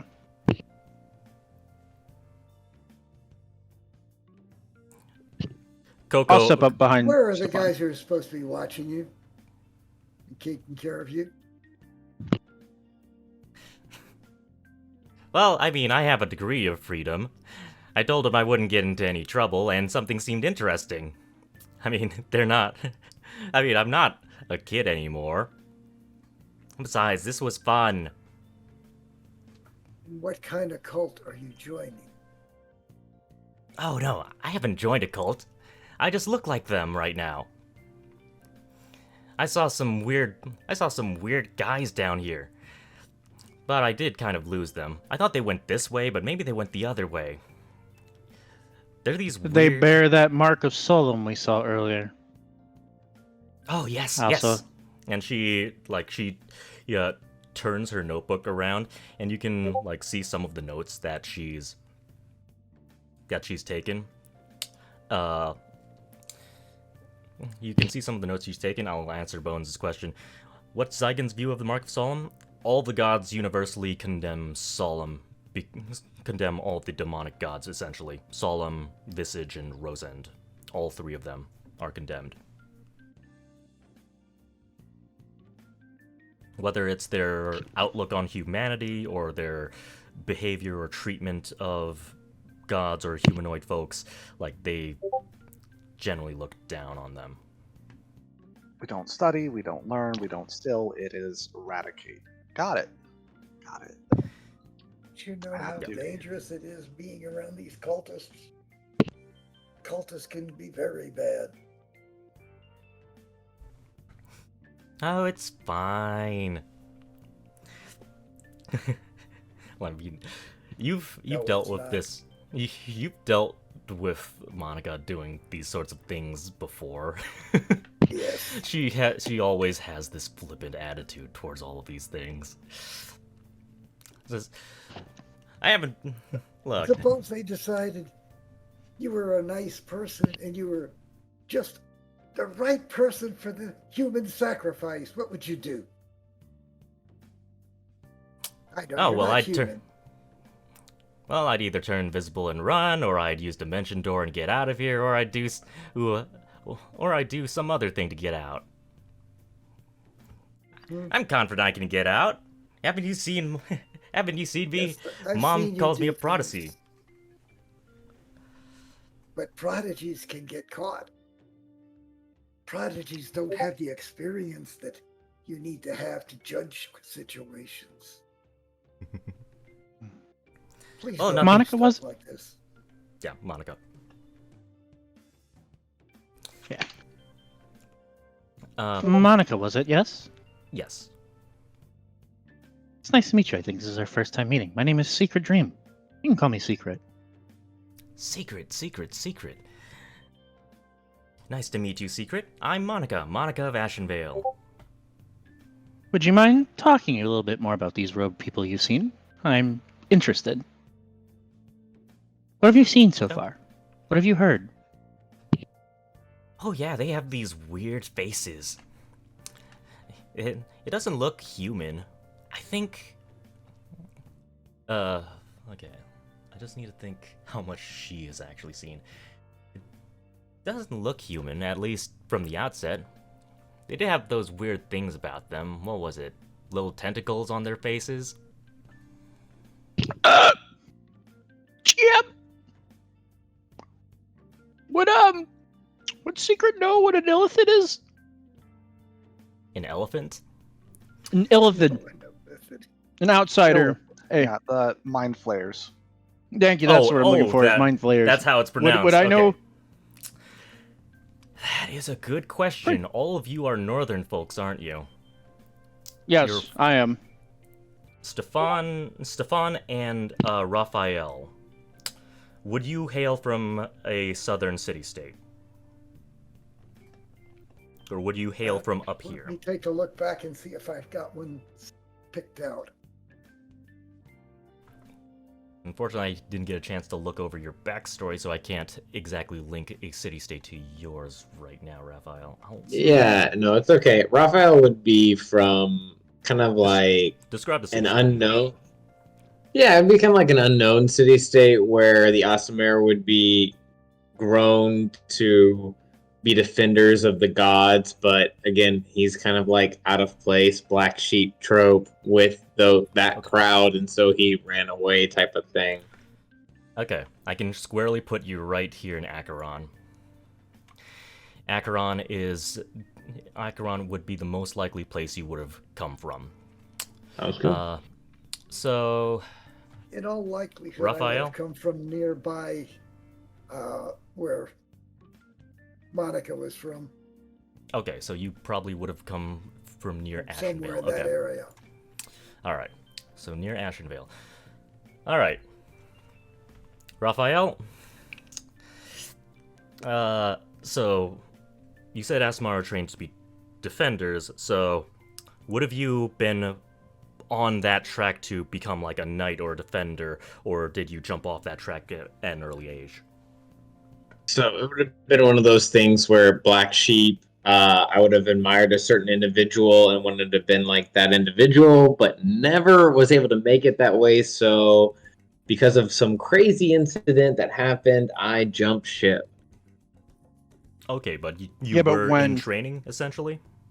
Essentially, yeah. It's probably part of the history. There is a place over there called Flare Peak. And that is one of the... And they do briefly talk about mind flares. So you probably would have an inkling, maybe not a comprehensive knowledge of what a flare is, but you'd probably have an inkling that these things, that if this is a flare, and at the very least tentacles coming off of the face matches a flare's description from what you've heard. If these are flares, they are dangerous. Yes, so I would But if definitely. But if they are young, then they could still be manageable, because they still need to go through the metamorphosis. As soon as we're there, I'm like tensely gripping the Kenku's like shoulder in a way that makes him kind of like stop for a second, even though again, like it's not the strongest grip in the world. Look over at the group and be like, okay. So based on what y'all are saying, and based on where we're going and what she's saying, how do I put this? The tentacles on the face, they mean some kind of ancient raised type of thing called mind flare, and they basically eat your brains out. Just saying. So we got to be careful. Unless they're super young, then we can probably handle it. How do you know this? Read a lot of books, and where I come from, we have a lot of books. Did you read a lot of books growing up? I was more of practical rather than book learning, but yes, I read several. Yeah, see, that whole practical thing never stuck with me. Books were my forte. Sorry, didn't mean to interrupt. We don't have any books where I'm from. Kind of out in the middle of the wilds for the most part. Higher folds his arms. But I did learn about credentials. Who wrote these books? Specifically on the flare mines? Mind flares, he said. Okay. Thank you. I man, y'all keep flip flopping. I like you, then I like you, then I like you. The gods themselves. That's actually correct. That was written by Nile, the god of domination, the guy who created mind flayers before they fell to corruption and essentially got corrupted to become demons in this lore. Yeah, Oh, they're not aliens this time around. Man, you love your demons. Demons are cool. I mean, demon just makes anything more interesting. But Did these so- creatures look very old or very young? Did the cultists look old or young? I mean, they basically look like skin and bones. Maybe they're old? I don't know. Raphael, you could probably mark it down as young, based on that description, because you could probably, in the book you've read, they probably mention, like, they've got a full flare tentacle beard, essentially, but if they don't have any, anything, maybe give Raphael a moment if he's coughing right now. Yeah, sorry about that. I was coughing. I didn't want to I was listening though. Go ahead. But yeah, if they don't have very many tentacles, that's a sure sign that they're young.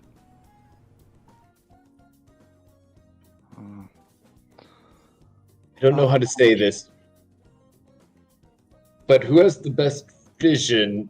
Because if they don't have many tentacles, then now would be the best time. Like, you don't understand. We could be not heroes, but at least decent people if we can deal with this when it's young.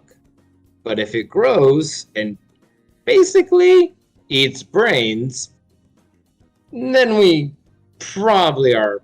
How do I put this again? Sorry, I'm trying to be decent. Nah, fuck decency. We're fucked. Alright, so good threat level. Besides that, thinking beyond drawing conclusions based on dead scribes. Or old, experienced gods. Alright, fine.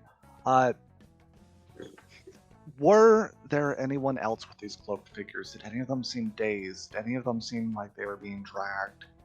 Or were these willing cultists? Were any of them dazed? Now I need to actually do a DM roll to see exactly how much he saw. Okay. He's also asking know, the Kenkus.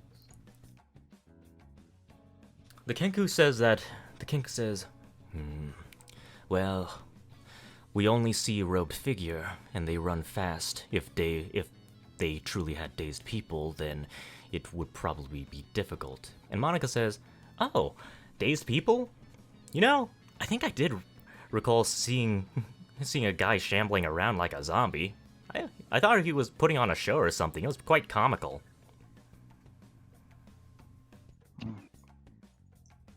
Or possibly undead. All right, DM. I love Cthulhu. Besides that, what does Pyre know about not tentacle beards, but just tentacles and cults? Do cults just love their hentai, or is this a very unique thing I've never encountered before? Cults. Education on cults. I'd say you would probably roll a history check with advantage. You're a demigod, so they'd Sure. probably want to warn you about cults and what to expect from Solemn, Visage, and Rosend, the demonic pantheon right now. Okay. That's a 21. 21. Okay. So, in terms of hentai, I mean, so, I'm using it as a very broad term, not a sexual term, DM. yeah. So, in terms of body horror, I suppose you could say that the corrupted, that the Genasi are also included as a part of. The corrupted are a demonic race that is all about, like, transforming into gigantic monstrous creatures. So, in Cthulhu's terms, they would probably, the corrupted of Visage, the god of deception and the god of many faces, would probably fall under that umbrella. But this is part of Solemn, and Solemn is the tempter. He tempts powerful beings as well as weaker beings with something that they want. So, chances are a bunch of how do I want to put this?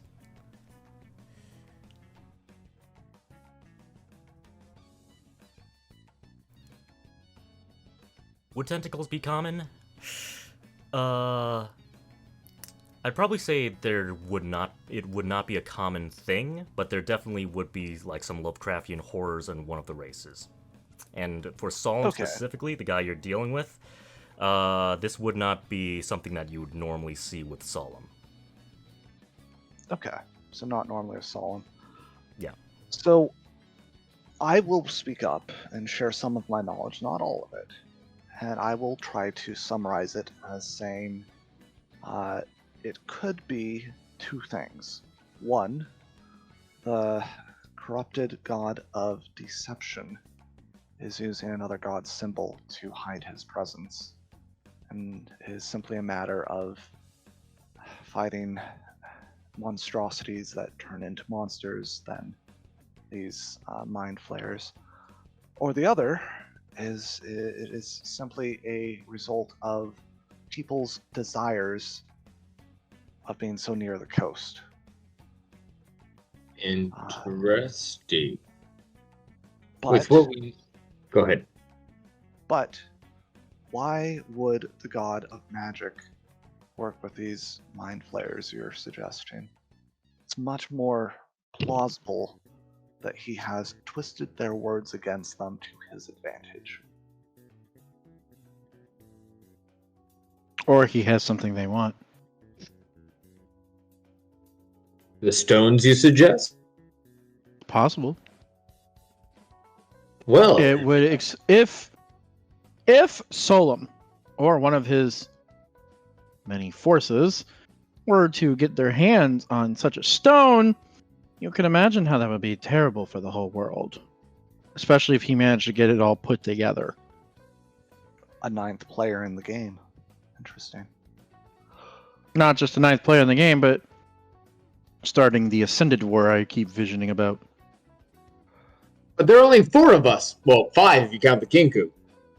Not talking about us. Interesting. We don't need to stomp out this cult. That is not our job. That is not our purpose. However, if we are to be good citizens, if we are to be those of us with divine blood who have a choice of protecting the people of this town, an obligation for someone who says looking a secret, then gathering evidence of it, taking out a branch of the cult, having bodies, witnesses, texts, is the god of magic. Things we already- There will be knowledge stashed away. If we can gather those things and bring it to the authorities' attention, that would justify them moving their forces from the fair to the sewer and clearing it out. So, I love what you're saying. I totally agree with it. All I want to say first is, you know what we haven't done yet? Let's open the fucking watch. I'll look at the Kenku. Will you keep this a secret? Keep To what a yourself. secret? Turns head. Already, I got the pouch of gold in my hand. Oh, you know, baby, you know. How much fucking gold do you have? I don't have much, but I'm gonna spend it all. So Pyre says, no, none of that. We will pay him after the job is done. But for this, Kenku, can you keep your beak quiet in sensitive matters? Yes, I suppose. I don't know what to expect though. You don't need to. Nothing that Be we very know- careful. I'm gonna Nothing look that in we- Celestial. In Celestial, I'm gonna look at Pyre and say, the Kenku of Ravenwood are honest to a fault. If anybody asks them any questions and they feel inclined to talk, it will be the truth. Understood. All right. Understood. Out of character, DM. Shink is his name, with like a literal Shink. Shing. Yeah. Shing. Shing. Okay. I don't want to call him his wife's name. Okay, No, that'd be so weird. I will do my best, and it's not a good example, but I will do my best to say Shing the way he said it to show him some respect. And I will say, I will accept your word to keep this a secret to yourself and to tell no one else. Do you give your word? A secret to no one else. Very well. If you wish for me to keep it a secret, then I shall keep this a secret. He nods. To Celestial, he'll turn to secret. He'll turn to secret. And he'll say, I You can trust call me his Dream in word. this case. Okay, he'll look to Draymond. He'll say, I trust his word, and I trust your opinion of him. He does not know what this is, only that it's important. He's And fine. I will pretend to cast an arcane spell, DM, Okay. and let's open up that pocket watch. All right. Make a deception roll. Can I make an Arcana roll? I'll make deception. You should have given the watch to me. No, I'm just kidding. I think it would be more. Jesus fucking Christ, Bones. Magic glowy lights. I say, Very after that happened, prominently and opens it. Raphael says it anyways. You should have given it to me, damn it! I can lie better. I mean, we're totally not lying. It's like so do you just go magic shining light? Do you actually just do that? Yeah. I literally Okay. come up with the worst arcane phrase Okay. possible. And you just hear Coco just go rah rah. That's a load of shit. Rah. Like the Kenku just kind of looks over. He looks at Bones like he's just so confused right now as it's just suddenly rainbow power. It just envelops, and you can see that the beam just completely dissipates into a 180-degree arc from where you're standing. So And it's the giving king- us a direction. It's not multiple directions. It is one direction. Yeah, A essentially. 180-degree arc. Yep, one direction. And that is essentially continuing past Monica through past this intersection. Okay. Yeah. Final question. That is not where the symbol was behind us. That is ahead of us. Past symbol... Monica through this interception. Yeah. That's past where Monica. we were going, not where we came from. Correct. Okay. Pyre looks to the others and he closes it and he says, well, we have a choice. Do we take care of the short-term threat with the cult, or do we pursue the light? I kind of want to fuck up the cult, but I mean, we kind of have a mission from a god, so I'm gonna let the demigods debate this one. Stefan, like Fire said, you're our brain. What do you think?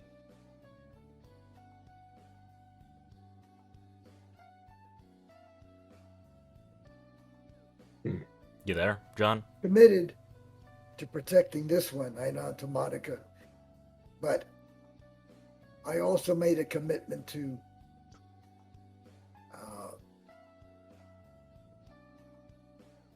You're looking for my father's name? Yes. You might be looking for Sirkava? Yeah. Okay. I made a commitment to Sirkava. If I can do both at the same time, I will do so. Theoretically, if the stone is down here in the cult's possession, taking the stone away would be a huge setback for them. The problem that I foresee is getting to that stone. I assume if these mind flayers is such as how Raphael describes them, they probably know exactly what they have, given who probably would be tempting them with this. Meaning it would probably be guarded by their absolute best. I agree. And so I'm going to say something that's weird. Maybe the most direct route is the best route, because the more they grow, the more they can reach out. So well, theoretically, I think I'm conflicted. I want to go where Monica says, but I also want to go where you say. It's so difficult for me. And you just see, like, the first time his kind of like facade of the golden skin turns a little gray. a decision must be made soon. If the longer we're down here, the more likely we are to be caught anyways, putting our Kenku guide here, as well as Monica, in more danger the longer we are down here before we make a decision. This is their turf, not ours. I will make the choice if you cannot, Secret. We will My pursue the light. And if we see an opportunity, a symbol, a gathering, we will deter and take out the cult that is near us on the way to the light.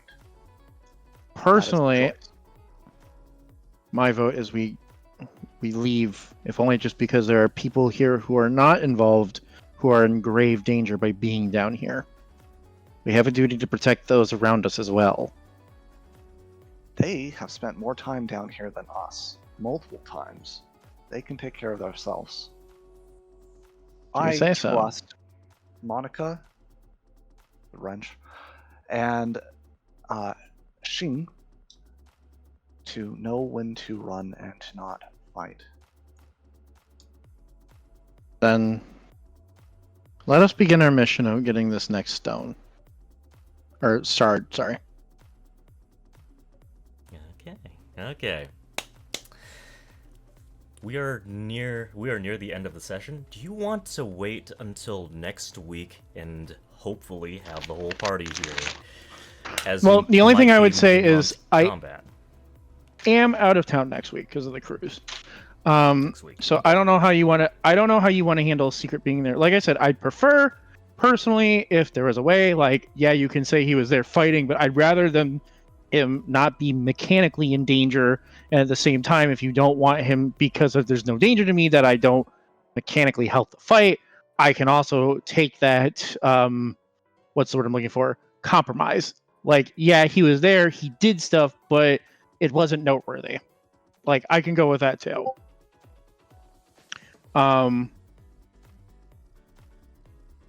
Is it the direction of the light? Probably kind of hard to tell down here, isn't it? I've been keeping track, though. I actually did make... Dang it. I forget which one of my rolls was to determine how many... I'm going to make a new roll, because I don't remember which one was the roll I made. You made me make a 1d20 randomly. That wasn't 2. That was a 2. I don't know what that was That was for. a different one. That was a different one. Okay. I've been making a whole bunch of GM rolls behind the scenes. Is the House of Steel in the direction of the light right now? Yes. Okay, that's all I need to know. If the House of Steel is working with these mind flayers, this town is in much bigger fucking trouble than any of these people realize right now. Especially depending on how much you kept about mind flayers, Jorah. It sounds like you've made some changes. Mind flayers are very powerful creatures. They're not second level, but my character does I was not gonna know say that. and I he's a have played demigod. I have played enough Dungeons and Dragons for as long as I have to know that you do not fuck with a mind flayer if you are not ready for it, and I am nervous. It's not going to be from the book. I can at least Oh tell you boy. that. Well, Well, wisdom will be fine. Fine. so but yeah, I don't know how you want to handle me being missing next week if they're gonna do a big fight like that. Of course, like I said, you know I'm a cleric. You know what my toolkit is if you need to heal people after the combat and things like that. I don't have Revivify. I don't have Raise Dead. I do have Spare the Dying as a cantrip, if need be. Dying as cantrip. Okay. And I do have, obviously, prepared. If you want to know the spells I have prepared now, let me walk back to my computer. Sorry, the joys of having a wireless headset is I'm almost never at my computer. My prepared spells are Bless, Cure Wounds, Detect Magic, Guiding Bolt, Healing Word, and then my 2 domain spells, which are Heroism and Sanctuary. Probably say that if Ash and Zorg are here next week, we're probably going to have. I can think of some reasons to have you tag out with those two. I could go investigate one of the other leads, theoretically. Yeah, Or I could either- escort Monica out. Either that. I don't think Monica would want to leave. She would just be Well, begging doesn't- to go along with you. No, sounds like. I mean, you mentioned the word dimension door. I know how she's at least a 5th level caster. Jesus Christ. Why is Stefan watching her? She should be watching Stefan. No offense, Stefan. No Power offense. She does gets not into equal trouble, that's why. responsibility. She is a prodigy, so that means she does have higher level spells. But I believe she has also. They have also implied that she's a she doesn't know combat spells, basically. Yeah, it's what it sounds like. Which I think is a great limiter and is a great way to introduce a high-powered NPC that doesn't mess with the party. Like I love it. Plus, dimension door, you can literally only take max one other extra person. Yeah, the king could. And they have to be willing. I know this because I got kidnapped by the dimension door once by my GM because a monster controlled my body by having a sample of my blood. And they counted that as willing. Anyways, So this is going. You got me in the sewers. I did not think that would happen. I did not want to think about what's underneath my feet. My little claws stretching in the filth. yeah, I'm not gonna lie. Bones was right. You were definitely a good GM. I like how you do your game. I like your setup. I like your flexibility. I like that you're clearly organized. We had all these notes ready. It's very clear that you are running a campaign here and not a session, and I like that. Yep. He's also I- very good at pacing. Everyone gets a turn. Everyone gets something to draw them into the adventure. Everyone gets to contribute. Well, I will agree with your guys' assessment, and I will tell you something. If you've ever bothered to take a look at him on his ad for looking for more, he has 9,000 hours on Roll20. So do I. He's Oh, not you're a talking about me? beginner. Yeah, I have about 9.4 thousand hours on Roll20. So I've been playing a lot. I'd like to say I've been through a lot of GMs. And I'd definitely like to say you were definitely upper echelon. I know my opinion means absolutely dick and shit. I just wanted to say that. Yeah, you have my seal of approval, and I am very into your plot. And if you told me that you were charging other people to play your sessions, I'd believe it. Very professional. Very well done. So, that's my hours played, but to be fair, a lot of it also is just that that no matter what I'm doing, whether I'm playing video games, I always have a tab open to the campaign. Right, you gotta work on it. Quote unquote. Yeah, like this isn't actual session hours. We all understand that, do that. Yeah. It's just, if you're interested in Roll20, you generally have a lot of hours, and if you're not interested, you generally have less than 100. Like, shit, I usually try to tell GMs I like about Foundry and all the amazing things it does for 5e, but you've got Roll20 down to a science. Most people don't. Yeah, I've been messing with the API, and like I said, I'm importing stuff over. If you guys start getting higher level, you can expect some monster battles to get pretty crazy with buffs being flung around. Roll20 is great with the API. Roll20 sucks without it. That's what I'll say. If you're, have you tried Foundry out of curiosity? Not to sell it, but more just. Have you ever played a game with it? It's always been on my radar. I am aware of it. I've always wanted to dabble with it, but at the same time, I'm invested. If you ever do dabble with it, I'm not saying for this campaign, but if you ever do dabble with it, one of the nice things about Foundry is, it has modules for mods and things like that. Are you familiar with Plutonium? No. So Plutonium is a 5e Tools official Foundry, how I use better 5e Tools for Roll20. It's like that, but everything's on steroids because it also includes the repository for the third-party books too. So if you ever want to import things like, I'll do a wild one because I'm playing in a different game. The White Mage from Final Fantasy XIV. There's an entire 5e book that somebody wrote for 14. I can import all this shit from it, including all the spells and all the class abilities. Deep Magic is on there. Grim Hollow content is on there. But, all the usual stuff. And it's a very, very powerful engine because you can filter. Like when you go to import, instead of doing it the Roll20 way where you just have to know what you're importing, you can tell Plutonium, hey, I'm a cleric at this level. This is my subclass. Give me my spells. So I want to give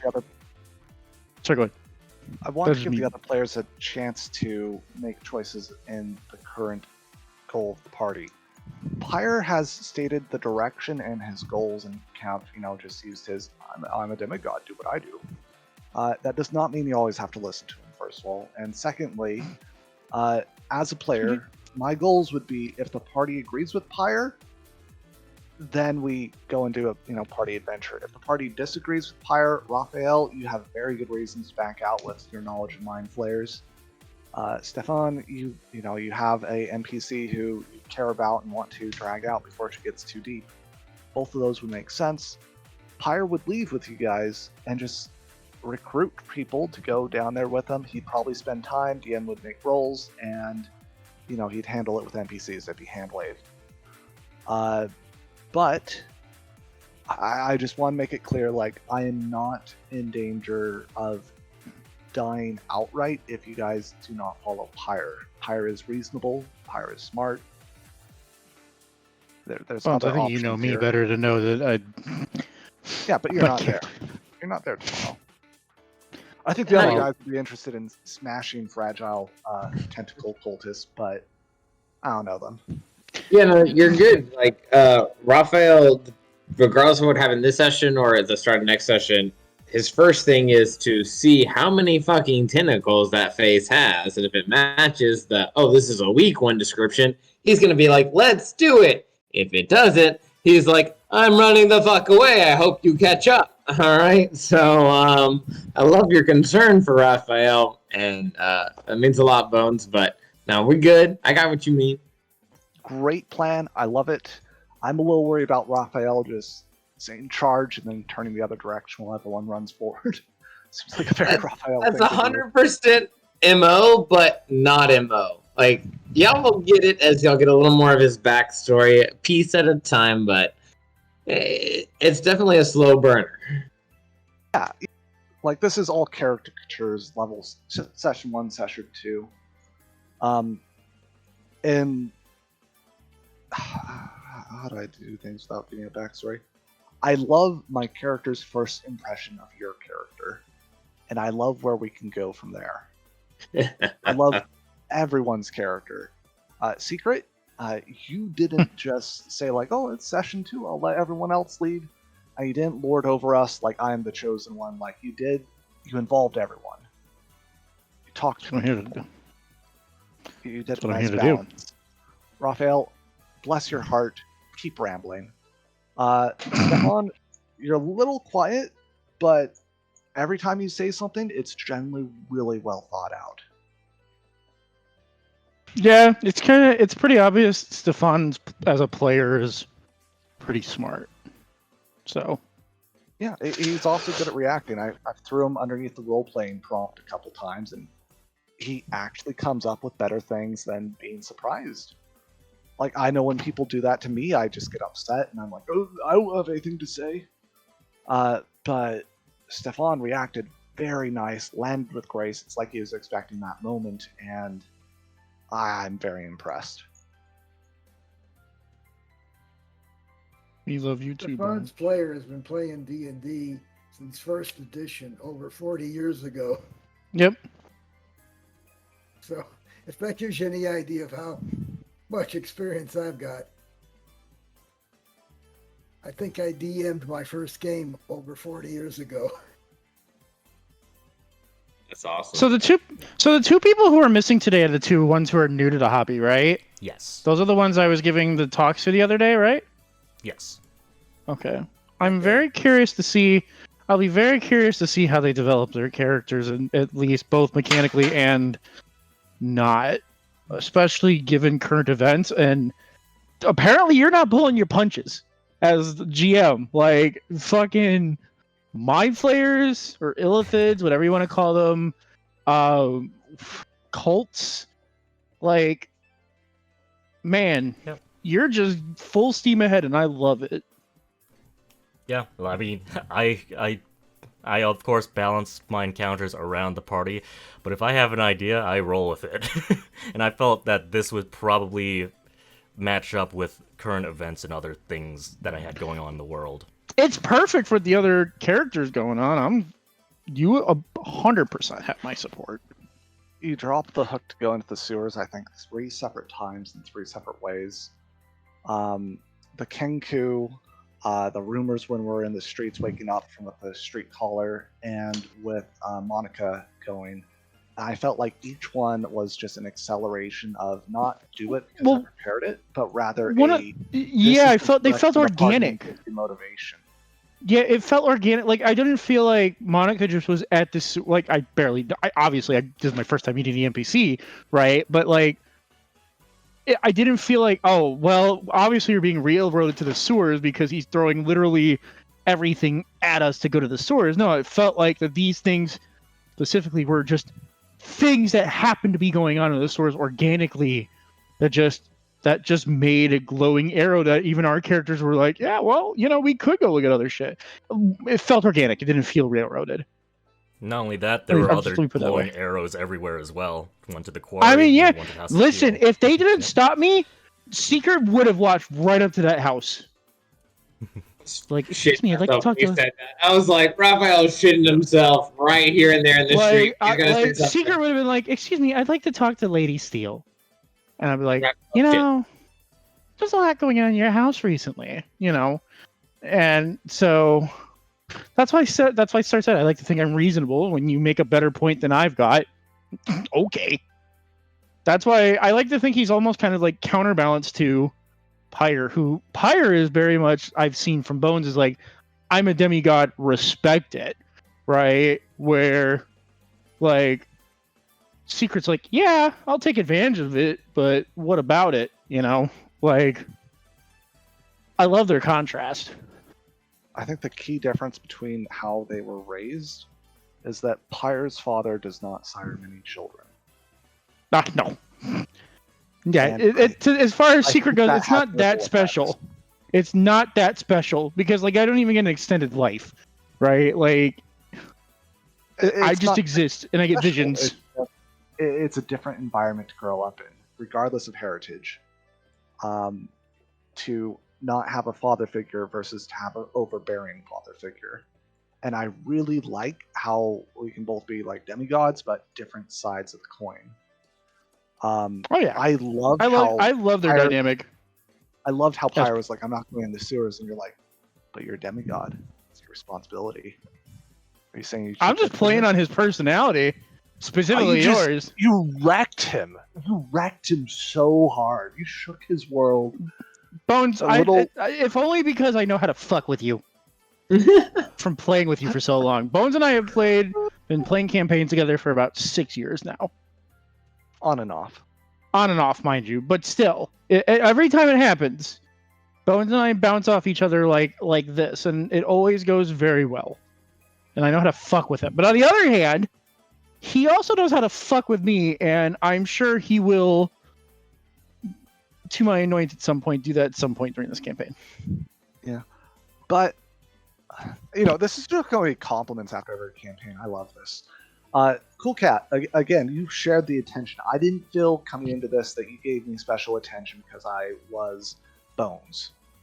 No. I felt like you interacted and learned about the party and showed interest where it was applicable.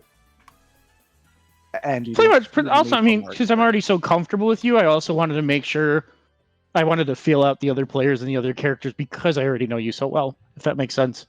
Yeah, because we're already friends. it's new. So Kick me to I like to know where I'm going.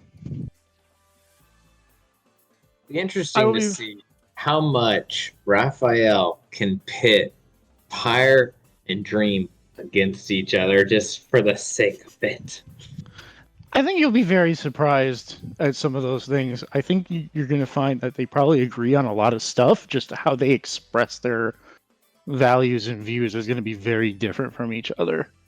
And that's the whole point. It's not about that y'all are different. It's about the whole playing through that I'm excited about. You know what I mean? Like, if you're wanting to see Bones and I fucking nitpick and roleplay at each other, that's something we do constantly, no matter what game we're in. Like, we can banter. If you want to play us to see how we banter, we can banter. And that's what I want to like. I want to join at that level. I feel like I'm getting there, but not quite yet. I'm still figuring out this character and playing with the voice. I like the character mannerisms that you go out of your way to what's what I'm looking for, to present, Display, to project. show.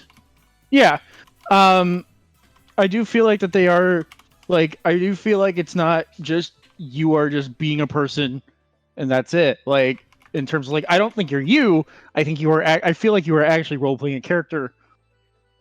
That's why I always try to give my characters like different inflections and tones than what I normally speak in, so that there can be that difference instead of, because it feels natural. And I feel like you kind of are doing the same thing.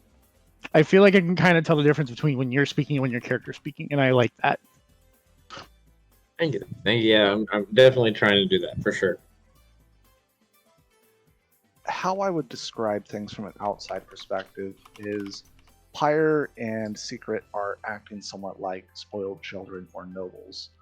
Well, because we are. They're neutral when they're alone with each other. Because they're among lowborns, Raphael and Stefan, they are, or at least Pyre, is like, yes, you are better than this trash I've surrounded myself with. Such company. But I think now that they've met each other, they have very high potential to just, really be committed to each other or really hate the guts out of each other. There is no middle ground. Oh, yeah. I don't think it's going to be neutral. It's going to be fun. You're the stuff of playwrights. Yep. But yeah, props to you, Jorah, for setting all this up. Your ad had me intrigued, but it didn't really... The ad you put out is not at all the personality I got from you. Like, and I'm totally happy with that.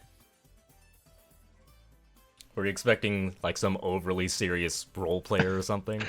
I don't know what I was expecting. Like, I was expecting, I don't know. I don't know. I have no clue what I was expecting. Yeah, I guess I was expecting someone like very serious and very like on, like snap a finger, the switch is on, and we're going. And anything that you say is obviously your character speaking it. So that joke you made, clearly, you know, like, no, you're not that at all. You're very fun.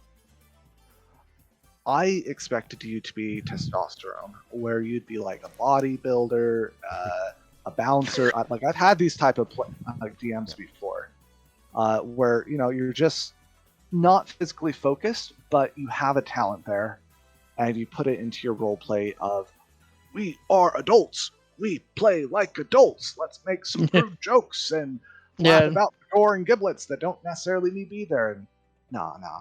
You have very much a rule of cool, a realistic society, but like the DM I expected to run into would have described the literal crap we were walking through in the sewer. Yeah, I mean, the content warning was a part of that, and that was the player that I kicked. So that was the entire reason that was there. I mean, I'm fine with it. I don't mind the detail, but I just I like where you put your details. Let me put it that way.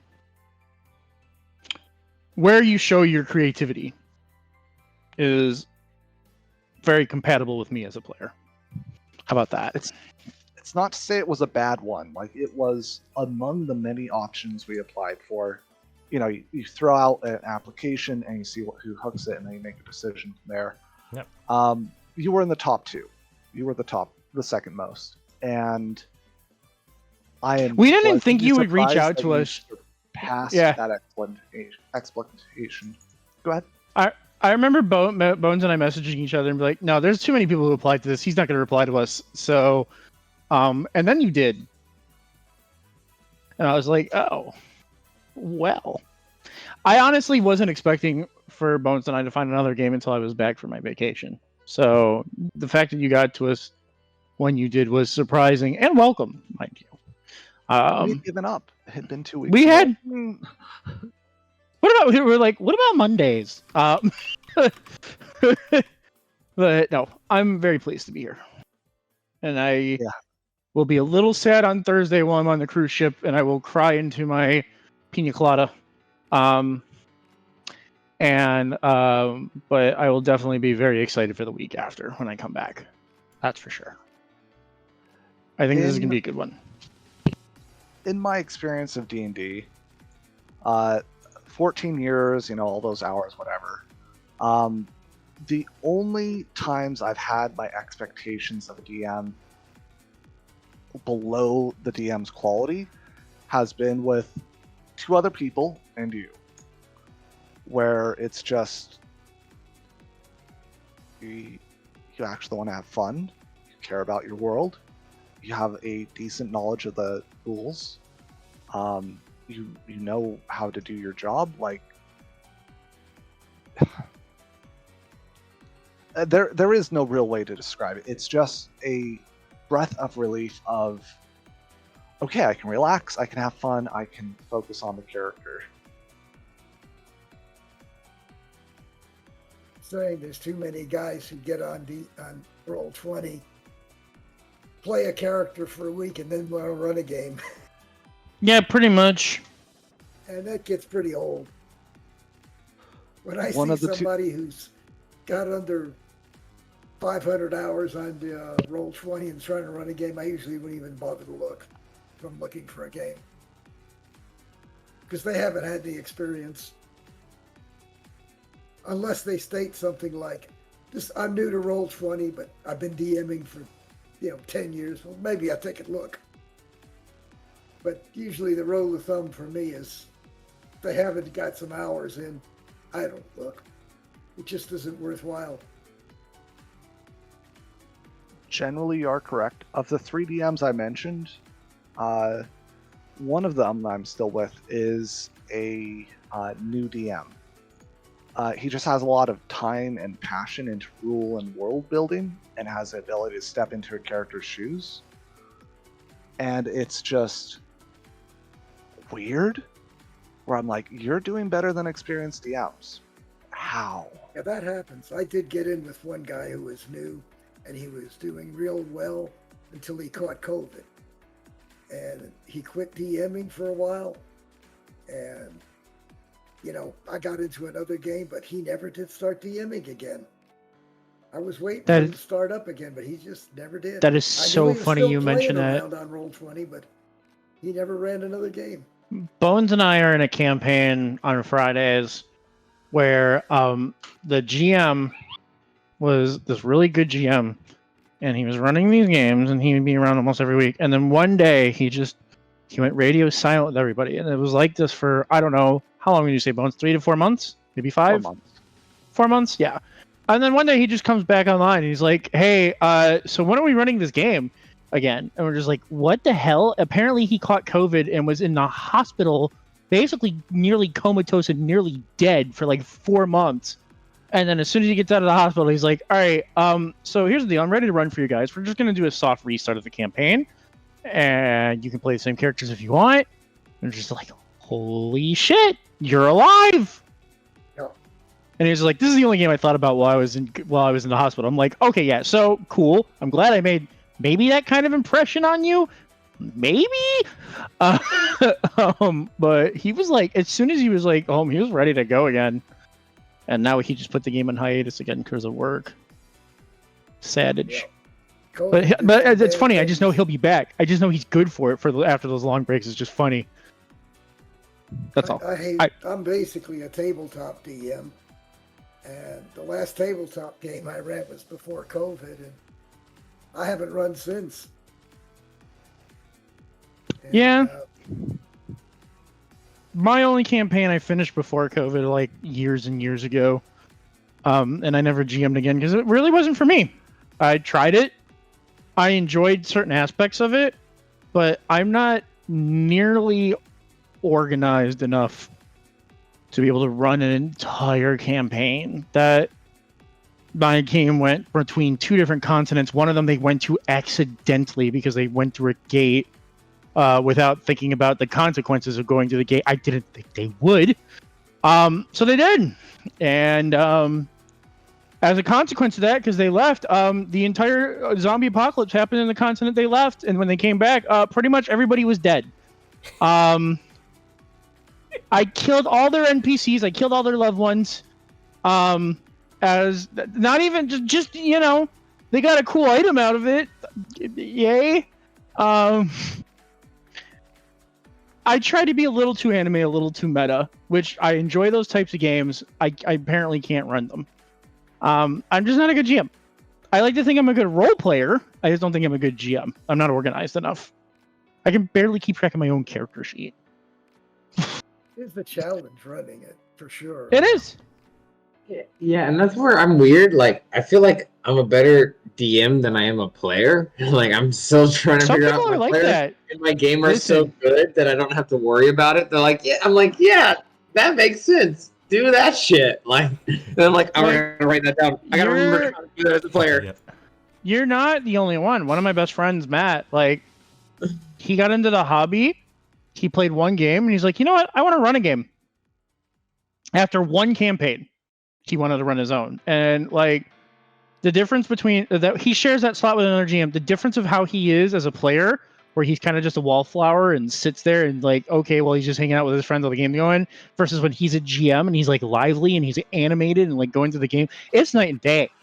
It is night and day. So some people just really are amazing GMs, and they're just not great players. Matt is a horrible player. Puka invited him to a game, and it was just, if you killed him and just like replaced him with a tripod, the tripod would have more impact. British Matt is, yeah, he's a quiet game. Like, he's very quiet when he plays. I'm not sure if he's shy, because when he's DMing, he's not shy at all. But, like, as a person, he's a little shy. But, like, he doesn't like the spotlight on his characters when he's playing games. He just likes to be there occasionally help out in the combat, and he enjoys. I don't know if he even enjoys watching the rest of us play, but he fucking loves GMing. He's a great GM. His game, Tabaxi Paladin. This happens a lot, I swear. Tabaxi Paladin of Vengeance, and just like the amount of shit he's put us through is ridiculous. Like, and you actually kind of remind me a little bit of him, Jorah, which is probably why I like this game so much, because you remind me of how he runs his games. Maybe we're which the is to same say, person. I listen. I've met him. I've met him in person. You look nothing like him. He's a white British ginger. Now, unless you're hiding something from me, Could be a filter. because I'm Well, looking I'm- at you on this camera, and you do not Ultimate look like a deception white wall. British ginger. Look, I'm also a Matt, okay? And maybe I've gone through facial reconstruction surgery and hair reconstruction surgery, okay? And also vocal cords reconstruction surgery. And also accent. Yes. I haven't heard Like, once you heard you doubt go. the accent. I have not once heard you go like, "What about?" He gives you the "What about?" Like, his accent's not nearly as bad as some of the people around him, but when I first met him, he had a much thicker accent, and then he kind of like started talking to a lot of Americans, so it kind of like mellowed out. But like when I first met him, when we were like teens, it was just like his accent was thick. But points that's I'd a whole like other to story. Congrats on your reconstruction, though, Matt. Very, very well done. Very fast. So 2 points I'd like to share. One, DM only tried to run one campaign, had the best players, had a really good setup, and I panicked and I wrote myself into a corner. I just ghosted them. So probably never again. The other thing is Jorah. With that, my go-to is when I play with medium or low-quality DMs and complain about them, I go back to building a campaign, and I am quickly humbled. Very quickly humbled. But Jorah, those things aside, I've asked you this, but I'll ask you again because I want to keep it in mind. What is your goal for this campaign? What is your... Like, if you could accomplish one thing with this game, what is your hope and dream now that you've met us a little bit more as players? To kill you all. Goal. Wait, what? I've made that joke a lot of times with all my parties, because my battles can be battles, including my boss battles, can be very tough at times. And I Well, could aren't only you accomplish- glad I made an ultra support then? I mean, I can roll with whatever difficulties you got, whatever power level you guys roll with. If you want to do min-maxed, overly optimized characters, then I don't know if I'm this going to character's overly deconstruct it. optimized, but I would say Yeah. he's kind of close, admittedly. But I wouldn't say to the max. I probably could have done some things better. But when you told me about the kind of players you had, I figured a support role, especially because we have 2 new people who probably aren't very optimized on their... Now, I haven't seen their sheets. I'm just going to take a guess. They're probably not very optimized or min-maxed. No, okay. So I do not feel bad in the choice that I made on trying to make sure that they have a better experience, we'll say. Because basically, now that we're not in session, basically the Peace Domain's whole thing is that I use an ability. I choose a number of people based on my proficiency. So let's just say Raphael and Stefan. Basically, anytime you guys make an attack roll, it's almost like a mini bless. I'll just post it. It's so much easier. That's what Roll20 is about. Basically, anytime you guys, as long as the people stay within 30 feet of each other, anytime you make an attack roll, ability check, or saving throw, so bless, you guys get a D4. And then the reason why that's so good is because I can then literally actually cast bless, and then it stacks.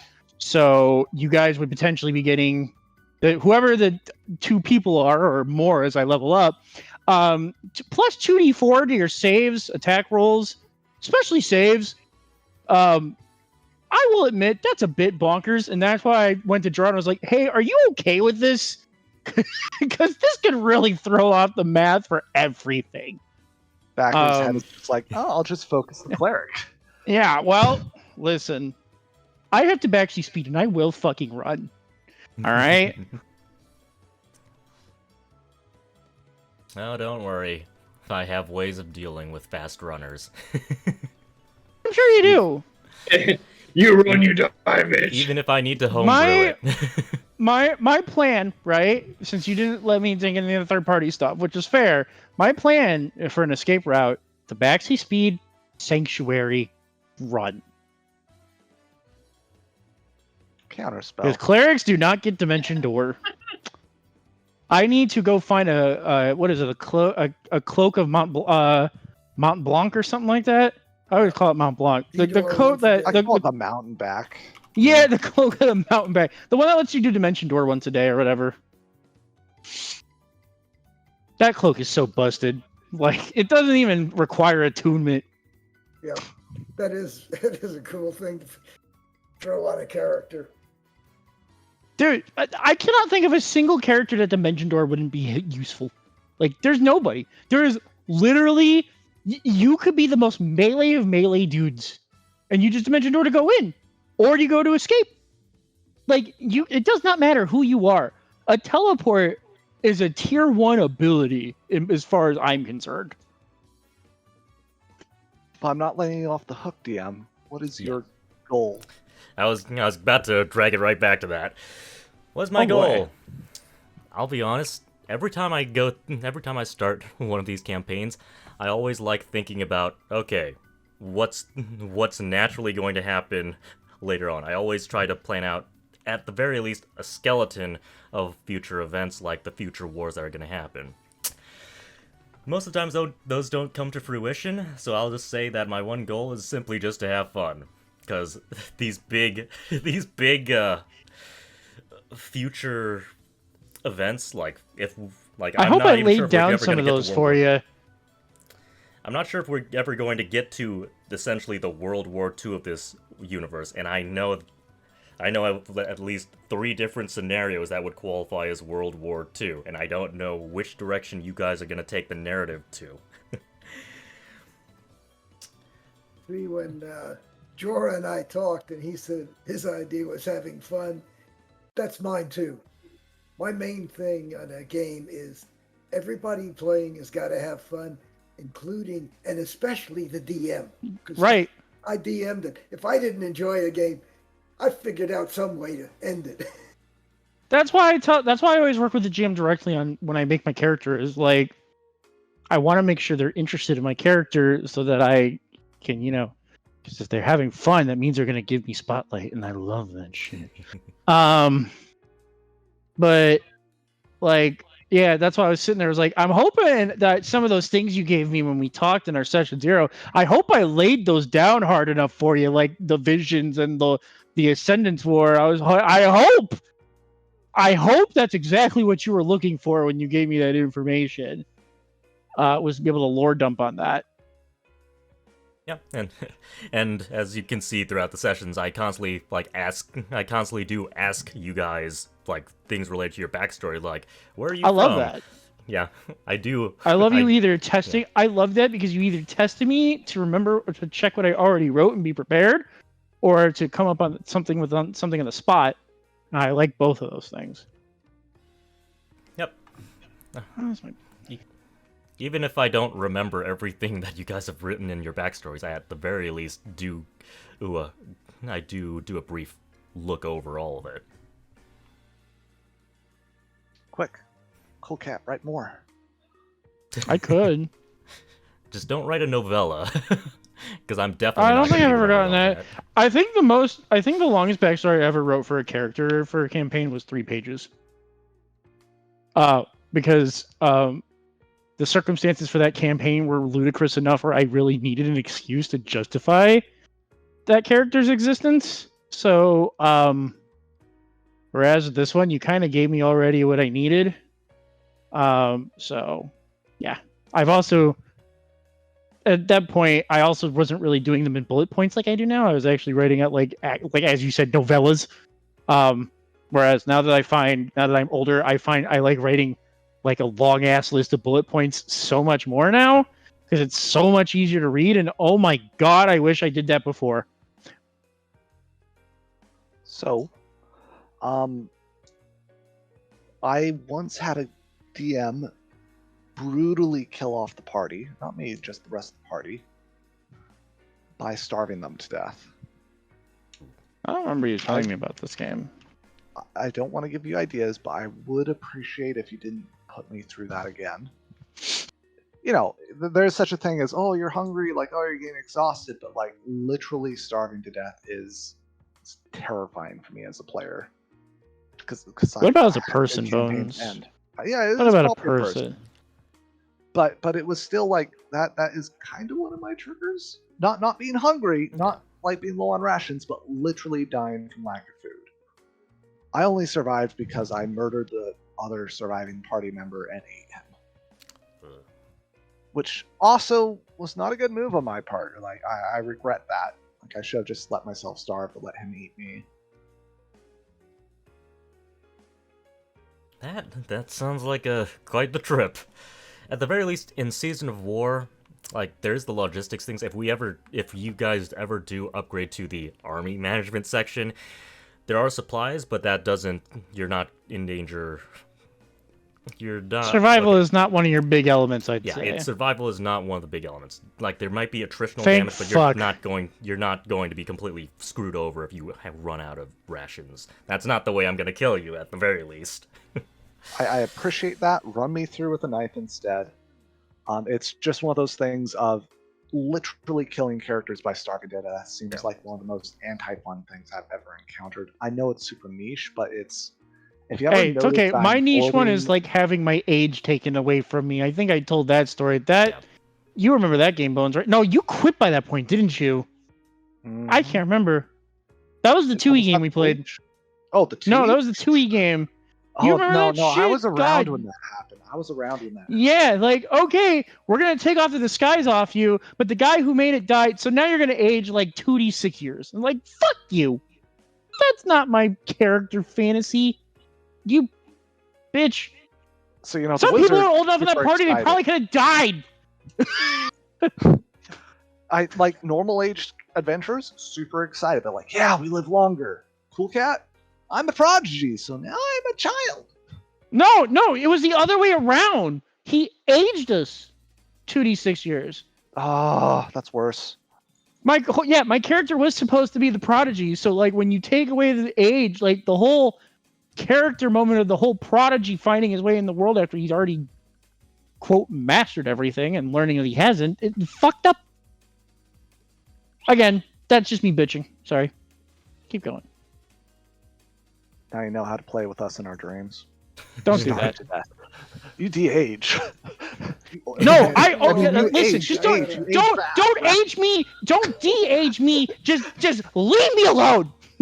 Yeah, You are. That's why I try to- to. That's why I usually play long. Bye. Yeah, take care, Stefan. Like just leave me alone. That's why I usually try to find characters who are like live long, like either by boon or by like. That's why my rogue asked, like, yeah, I could have got a mechanical benefit from the god of magic when I did the big favor for them, but I was like, hey, can I just stop aging? Cool. You know, at times it feels like I'm walking through a minefield. Hey, I listen, just don't know what to do. Welcome to D&D. Yeah. Listen, so, if you do it, I won't begrudge you. Well, I will begrudge you, but I'll still go along with it. I'm not going to quit your game. How about that? So it's. I think in both situations, it's not a matter of you can't bring these subjects up, you can't do these characters. It's just between sessions, we'll say, I don't like the direction this is going. Can we skip over or find a solution to this? And again, like, I don't think either of us are going to get angry if you're like, oh, Bones, like, the rations you have spoiled and you're on a ship. And everyone's looking at you hungrily. Like, now I kind of hope that does happen to you. Because you just might. set up a fucking nightmare scenario that I'd love to see you have to go through. But, you know, I'm a great friend. You know that Monday campaign?